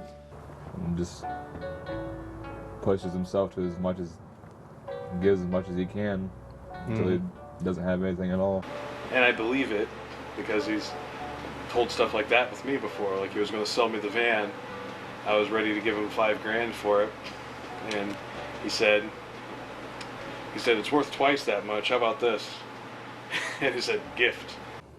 He's generous. He cares more about other people than he does himself. Like if you needed a shirt on his back, he'd give it to you, like he did Mom one time. He's always been a giving person. He would give to somebody before he would care about what he had. He worries about other people more than he does himself. You got problem. He's a good man to know. In good times or bad, as far as that's concerned, he's always the same. And if he can help you, he'll come through. He never tried to hurt anybody. It is his philosophy. If he can help somebody, he'll help. If I needed something, he'd see if he could pull it off. If he needed something, then I'd work on it. But he's done a lot more for me than I have for him because he's in a position where he can help. He was the type of guy that, you know, if you went to him with a problem, he would do whatever he could to help you. You know, I know throughout the years, I went to him several times. He'd be a good guy to ride the river with, I'll tell you that. He won't turn his back on you just because you're going down. He'll be in there fighting to get you out. He doesn't think and he doesn't talk about it, he just does. You know, if he could help somebody out, you know, he would. But you probably would just never know about it. Well, there's a lot of things he's done that I don't even know about. And that's not unusual. Half of the things he did I probably don't know about because he just don't talk about them. Usually somebody else will come and tell me about it. That's how I usually find out about it. And he don't talk about it, and he won't talk about it, and you won't know about it. You can, if you even hear about it and you ask him about it, he don't discuss it. And if he had a problem, you could talk to him about it, and he would never tell anybody. It was strictly between the two of you. Like I say, because Will is away. I doubt if he'd talk about it if you asked him. No, he ain't gonna tell that.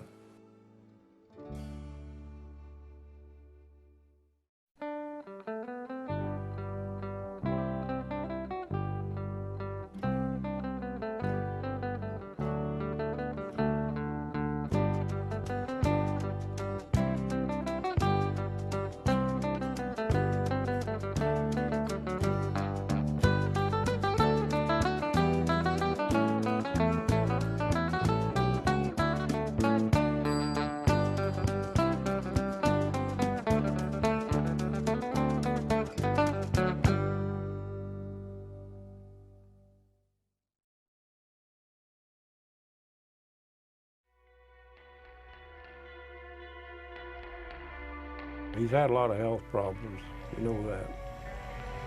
I thought we was going to lose him here a few months ago, several times. Scared the hell out of me every time I hear that ambulance coming. I didn't know it was him or not. I just know he's in bed. Had had chest pains, I guess, and then. And the same thing all over, pain, chest pains, high blood pressure, cold sweats, things like that, and it's a good sign it's his heart. I went to the hospital several times. I got to where I hate to hear that siren coming. I was scared to death it was going up there. Sometimes it did. Well, sometimes it's a heart attack. I mean, that blockage causes you to have a heart attack. Oh, okay. That and high blood pressure and so on. He had been in the hospital 6 times already, 5 or 6 times already this year before it had happened. And it's happened 7 times this past year. It wasn't a heart attack. They really don't know what it was. They suggested that it might be what was called or known as a grand mal seizure. The last thing I remember about that is they'd taken the tractor over to fill it up with fuel, and where the mower deck hooks on the front, it dropped down. And she come over and called me, and I went over there and helped him fasten, her and Andy helped him fasten it back up. And he stood up and he goes, "I haven't done nothing." He says, "But I feel like I am just beat." And we went back down to the office, and he was sitting there and he was talking, carrying on a regular conversation with me. I went back over to the office, sat down there in the chair, and reached back, turned the air conditioner on, and I told her, I said, "See there, no more than that, and I'm wore out." I was breathing hard and everything. That's the last thing I remember. I heard a shuffling sound, and I looked up, and his arms were drawn up around his chest, and that's what made me think maybe he might have had a chest pain. And his head was slamming against the back of the wall, and he was jerking and spazzing. His eyes were in the back, and then all of a sudden, everything just stopped. Well, she just called me and told me she'd lost her dad. And I couldn't find a pulse. I couldn't find him breathing. He was just, his eyes were open, and there was just nothing happening. And I was so scared that I slammed him, and I picked up the phone. He had one of those big button phones right there, and I dialed 911, and I was hollering into the phone I needed help. And the whole time I was hollering into the phone, I had a hold of his shoulders, and I couldn't get him on the floor because his desk was too close to the wall. And I was slamming him back in the chair, and I took and I hit him against the back of the chair a couple of times really hard, and he kind of jerked forward and took a very deep breath, and his heart and I could feel a pulse at that time and very shallow breathing. Sitting there like clapping our hands and stuff like that, and he'd move his shoulder or move his hand or kind of making like grunt and stuff like that. You could tell that he knew we were there and like responded to us a little bit, but he couldn't react to it. I just know that that was probably one of the scariest things that ever happened. I mean, that's the first time I've ever been with him, and he's never remembered everything that's gone on, and he doesn't know. That there was about 6 or 7 hours there that he doesn't know anything about. If she hadn't have been there, or if it had been somebody else, he'd have been gone. And it was just probably the most horrible thing I've ever experienced in my life, because I honestly thought at that particular time I lost him, and that I was there, and I had no control over it.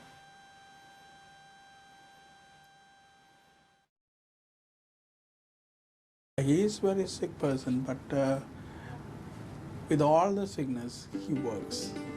That's what I like about him. He don't give up. And he likes to work. And I respect that in him, because I've seen him working a lot of days. He probably should have been in a hospital. But he's just like me. He's not going. But you still don't give up. He never gives up. Because he's got little problems, and he's still up running. And he knows what it is if you sit down and soon you're gone. You'll frown. He's one tough cookie. He comes back. I don't know if I can do it or not. Obviously, from all the the problems he's had, he must be very strong-willed, because he's still around. I always look forward for him to be healthy and many years to come. He's one tough man, I'll tell you that. I don't think I'll ever be able to go through what he has. And the man is from part of the country than I am, and most of those people down there are basic, solid people. Basically, they're solid. He don't scare with a nickel. Keeping in touch and just knowing he's all right means a lot. I mean, he's got problems. We all at our age have got problems. His heart's fine. It's just the plumbing that goes to it. As long as if he takes care, he will be okay. He should do well. He's doing good. No, you still don't like to leave before the end of the show. Tell you, he's one tough cookie.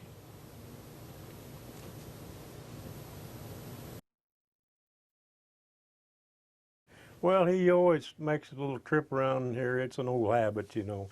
I got a job making money for the man, throwing chicken in a bucket with a soda pop can. Cute green uniform on my back. I had to set it on fire in a vat of chicken fat.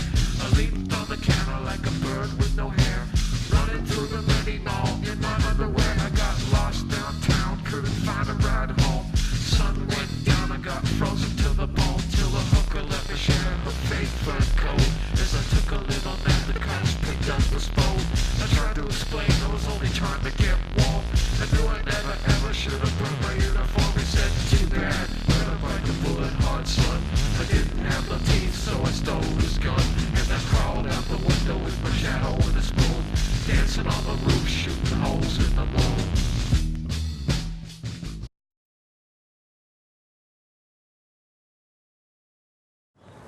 I remember back when she was working at Masonic Home, we'd sit down at the office on our off days and stuff like that, and then whenever they'd be up there, all they do is fight about everything. Like, if the dog wanted coffee, they'd sit there and fight about it. And Grandma would beating the crap out of the dog for nothing whenever they started playing. It's like whenever like bitters would sit there playing with, like, oh, good dog, and buy her. What. Started beating the crap out of it. Whenever you go up there and eat, there's like Thanksgiving, there's like a whole roast, like a big pot of like vegetables and a big pot of something else, just so much, and she like sends it home with everybody. I think she fixes it just to send it home. Then the grandpa's always supposed to be on a diet, and she's lives with it for about 3 days, and she starts cooking again, like tons of butter and everything else. I'm hungry, can't wait. I'm hungry, lick the plate. I'm hungry, tastes great. I love food. I'm hungry, can't wait. I'm hungry, lick Tastes great. I love food. What kind of stuff does he like to eat? Everything, anything. You set him down to a bowl of soup, he would eat it. Whatever you put on the table, he would eat.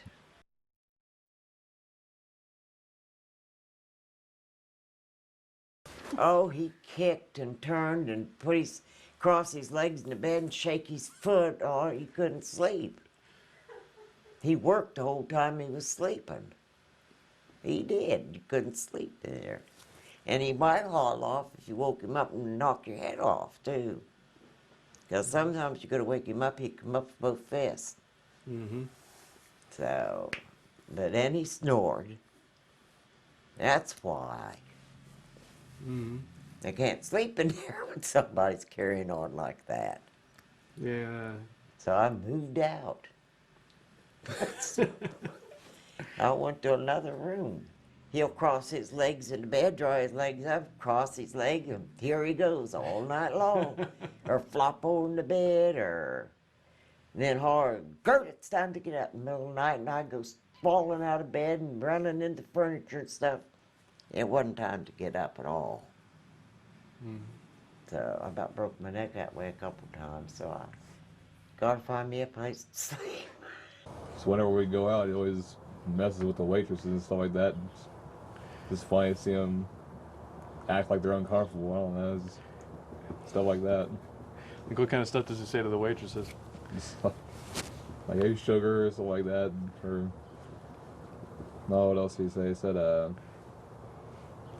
remember one time we were sitting there, he started talking to the waitress and asked her to come home with him and stuff like that. But the grandma sitting right there, and grandma got mad and started lighting up the cigarette.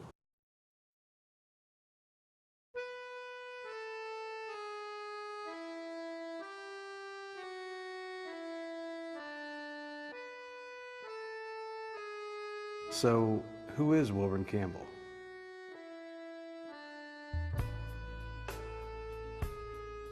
He's a character. He's soft-spoken, a lot of fun. He likes to joke around. He likes to have fun, and he can make fun out of a dead party. Nobody match his personality is something that's amazed me. He's like me. He's got that entertainment side that bubbles out every once in a while and says what he thinks when it really is funny, but some people might not think it's funny, but you know us, we just say it. He always seemed a jolly, happy-go-lucky joker. He always did something funny. He's always doing something. Well, I tell you what, he's the very same the last time I saw him as he was the first time I saw him. Just always full of fun and nice as he can be. Everybody liked him, good personality, always willing to help, just good guy. He's always been a pretty good judge, you know. He was a pretty good old boy. Yeah. He's a very big-hearted man, and I love him very much. Good person. Good person. And I'm not saying that just because he's my brother, but he is. If he wasn't no related, he was a good person anyway. And I think if I ever had a friend outside the family, he's a friend. He's a friend. He's a very considerate, polite, easygoing guy. As far as I know, he's happy-go-lucky, gets along with everybody. You know, he's always been a very quiet, a lot like he is right now. I mean, just a very pleasant person to be around. He's a nice man. He's a fun-loving guy. He does. I mean, he likes to have fun. He likes to laugh. Loves music. Honest, hard-working, straight-up man. What you see is what you get. Yep. Like it or not, you know. And he don't really give a shit. You know? That's him. That's what he is. Yep. If he's got something on his mind, he's going to tell you. You know. That's pretty much the way Wilburn's been as long as I can remember. He's just always been a good, caring person, a husband and a father.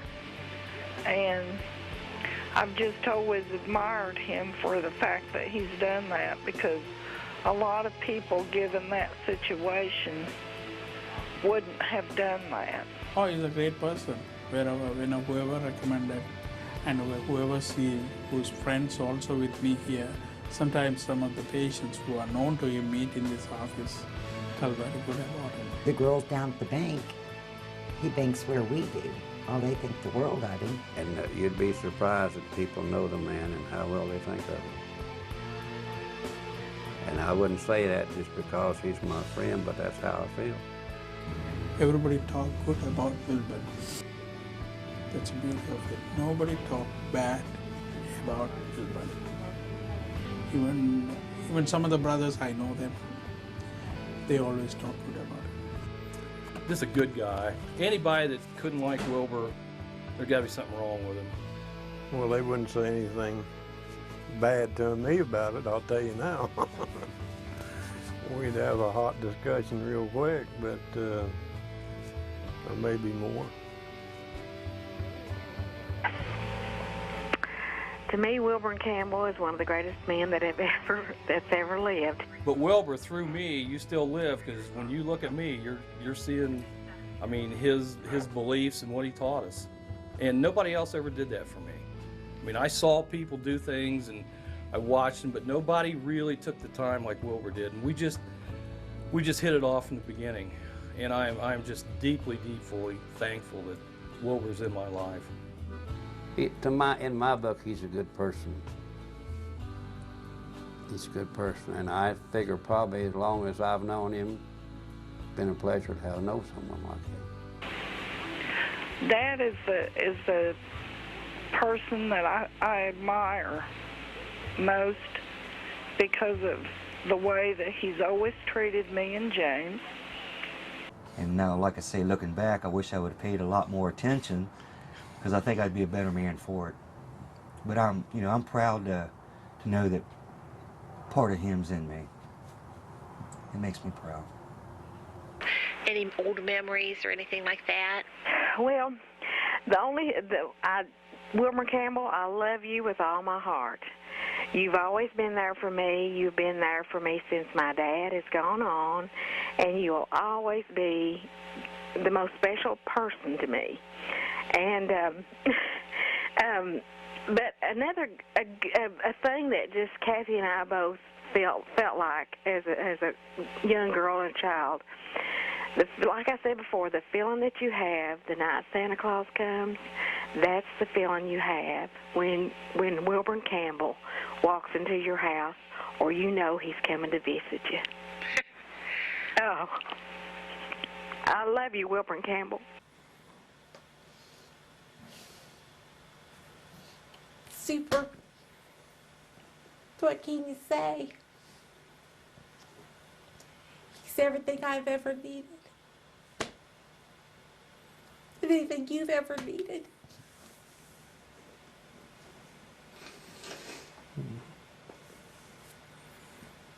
That's all you can say.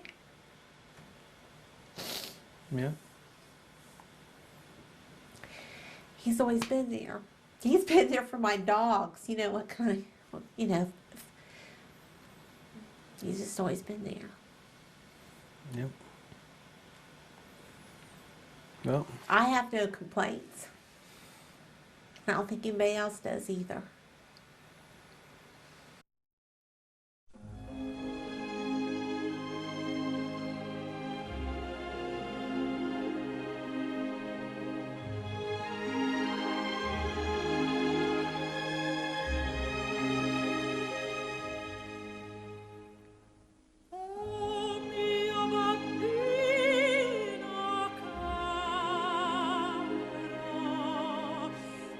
Piace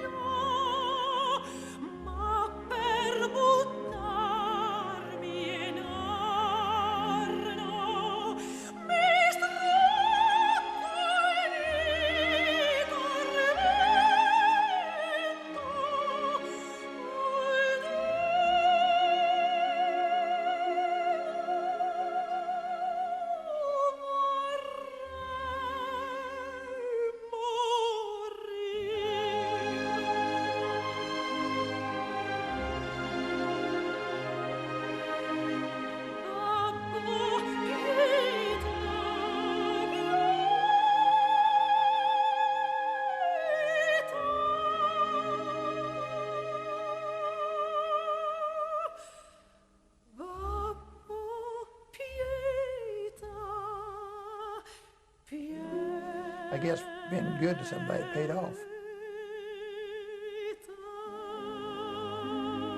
Merry Christmas, Grandpa.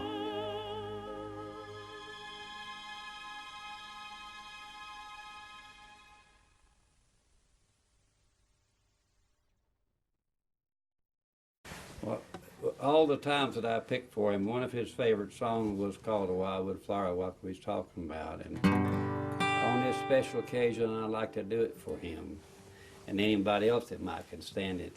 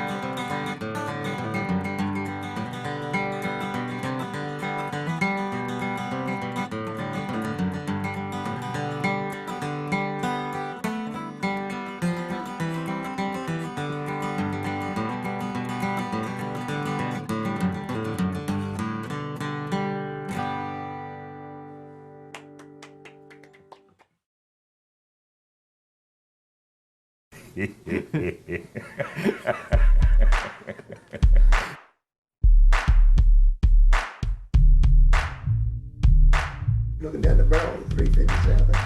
I said, jump, son of a bitch, and it'll be your last move you make. I'm not gonna ask no question, I'm gonna be shooting. Tear your ass apart. Wilbur, Merry Christmas. We're here at the East District office. We're supposed to get 10 inches of snow, I think is what they're saying. I appreciate so much that your grandson and Jeannie asked me to do this. This means so much to me. I probably wouldn't do it for anybody else because the camera doesn't love anybody when they look like the Goodyear tire guy. So I'm just telling you up front, I love you. Anything I can ever do for you, call. Wilbur, you mean so much to me in my life and my career. I wouldn't be here if it wasn't for you, and I'll tell everybody that. You molded me. You made me what I am. It's your responsibility. But I love you, and I wish you a Merry Christmas.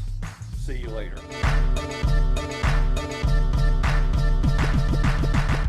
I did send him a card, but this is the best way to send it for him. Yeah. And his family. And Well, you can look right there and wish him a happy Christmas if you want. Happy Christmas to Wilburn.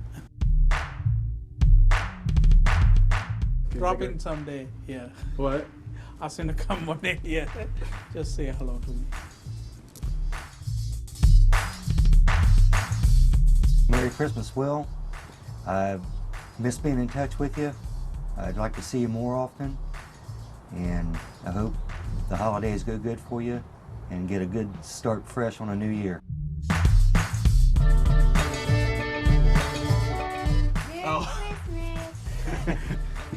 Yeah, this is Clayton. He's crazy. Wave to that. I know.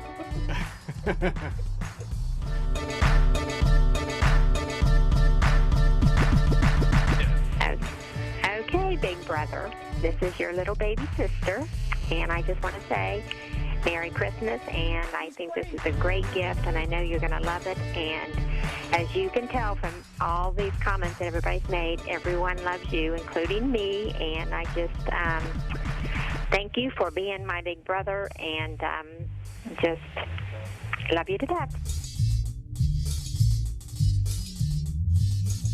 Well, Merry Christmas, and many more. Hi, Will. First, I want to introduce you to somebody. Come here, Connor. Come here, baby.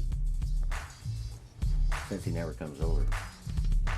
Correction, my house. You know it's my house, don't you, Will? This is the Connor man. This is Terry's grandson. He gets his looks from Granny and his height from Grandpa.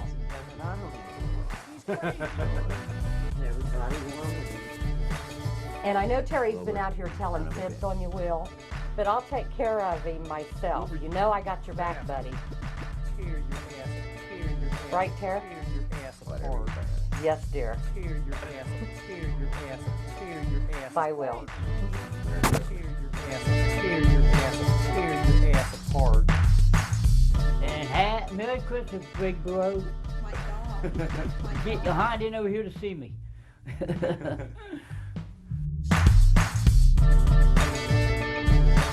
Who is Wilburn Campbell? We love you, Will. Happy holidays. We didn't get it even. That's okay. Wilbur, you son of a bitch. Wilbur, you be crafty. Merry Christmas to everybody, and I love you, Mom and Dad, and thank you for everything that you've done, and thank you for being my mom and dad. And also, thank you for my brothers and sisters, or brother and sisters, because I only have one brother. Thank God.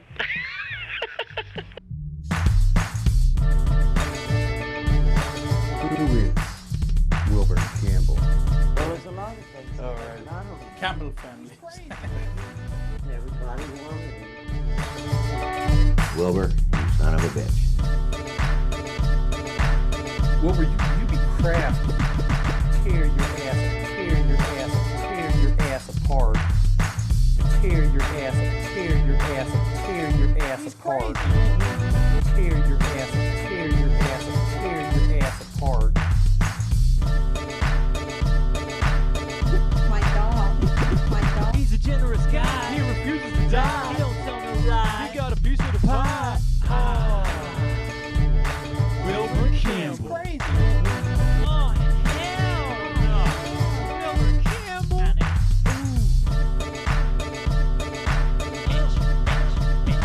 He likes to laugh now cry. He used to fight crime. Countryside. But now he chill at Brookside. Wilburn, you a crazy mother. What's your man? He's crazy. Damn. Wilburn Campbell. Oh yeah. Wilburn ain't no fool. He always keeps us cool. And when he was a younger dude, he made the ladies drool. Lick your lips, ladies. I said, who you gonna call when your ass is in trouble? Wilburn Campbell. He's from the land of Tennessee. About you and me. Try not to deceive. Lies he can see. Nah, man. He ain't nobody fool. Nobody's fool. He's a peaceful dude. He always keeps us cool. Don't mess with him, fool. He might shoot you. Oh yeah, he not to a point, but don't mess around, homeboy. William Campbell gonna smoke your ass. He be barrels of fun. He always gets the job done. He don't run. Just pulls out the gun. Oh, now nigga, there you go. Oh shit, keep an eye open. He's crazy. I told you not to mess with him, fool. Wilburn Campbell.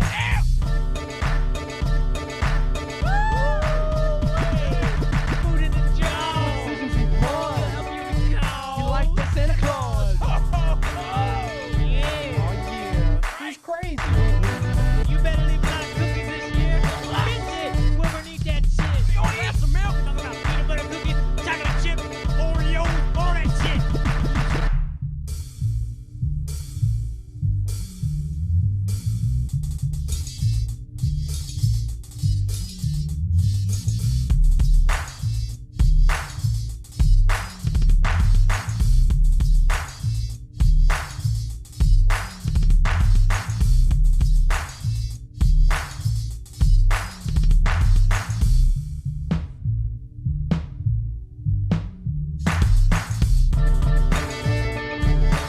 Who is Wilburn Campbell?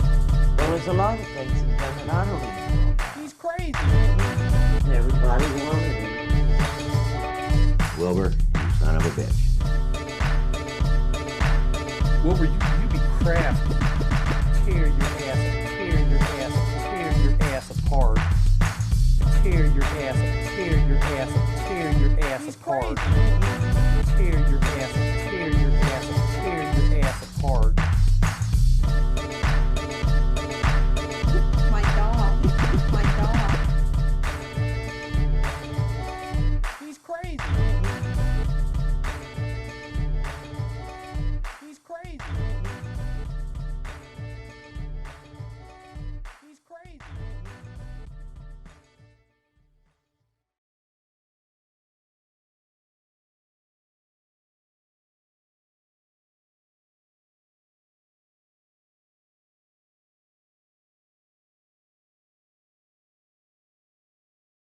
I love both my sisters very much. And I hope everybody has a happy new year, and I'll see you very soon. Okay. Love you too. Is that all the interview thing? That's it. Okay. Well, I didn't know what you was going to ask me, so anyway, I didn't want to get too graphic. Well, we'll let you go, Kathy. I'm going to help get things signed off here, and I will talk to you later. Okay, hon. Love you. Love you too. Bye-bye. Tell Anthony and Andy hello and love them. Okay. Bye-bye. Bye.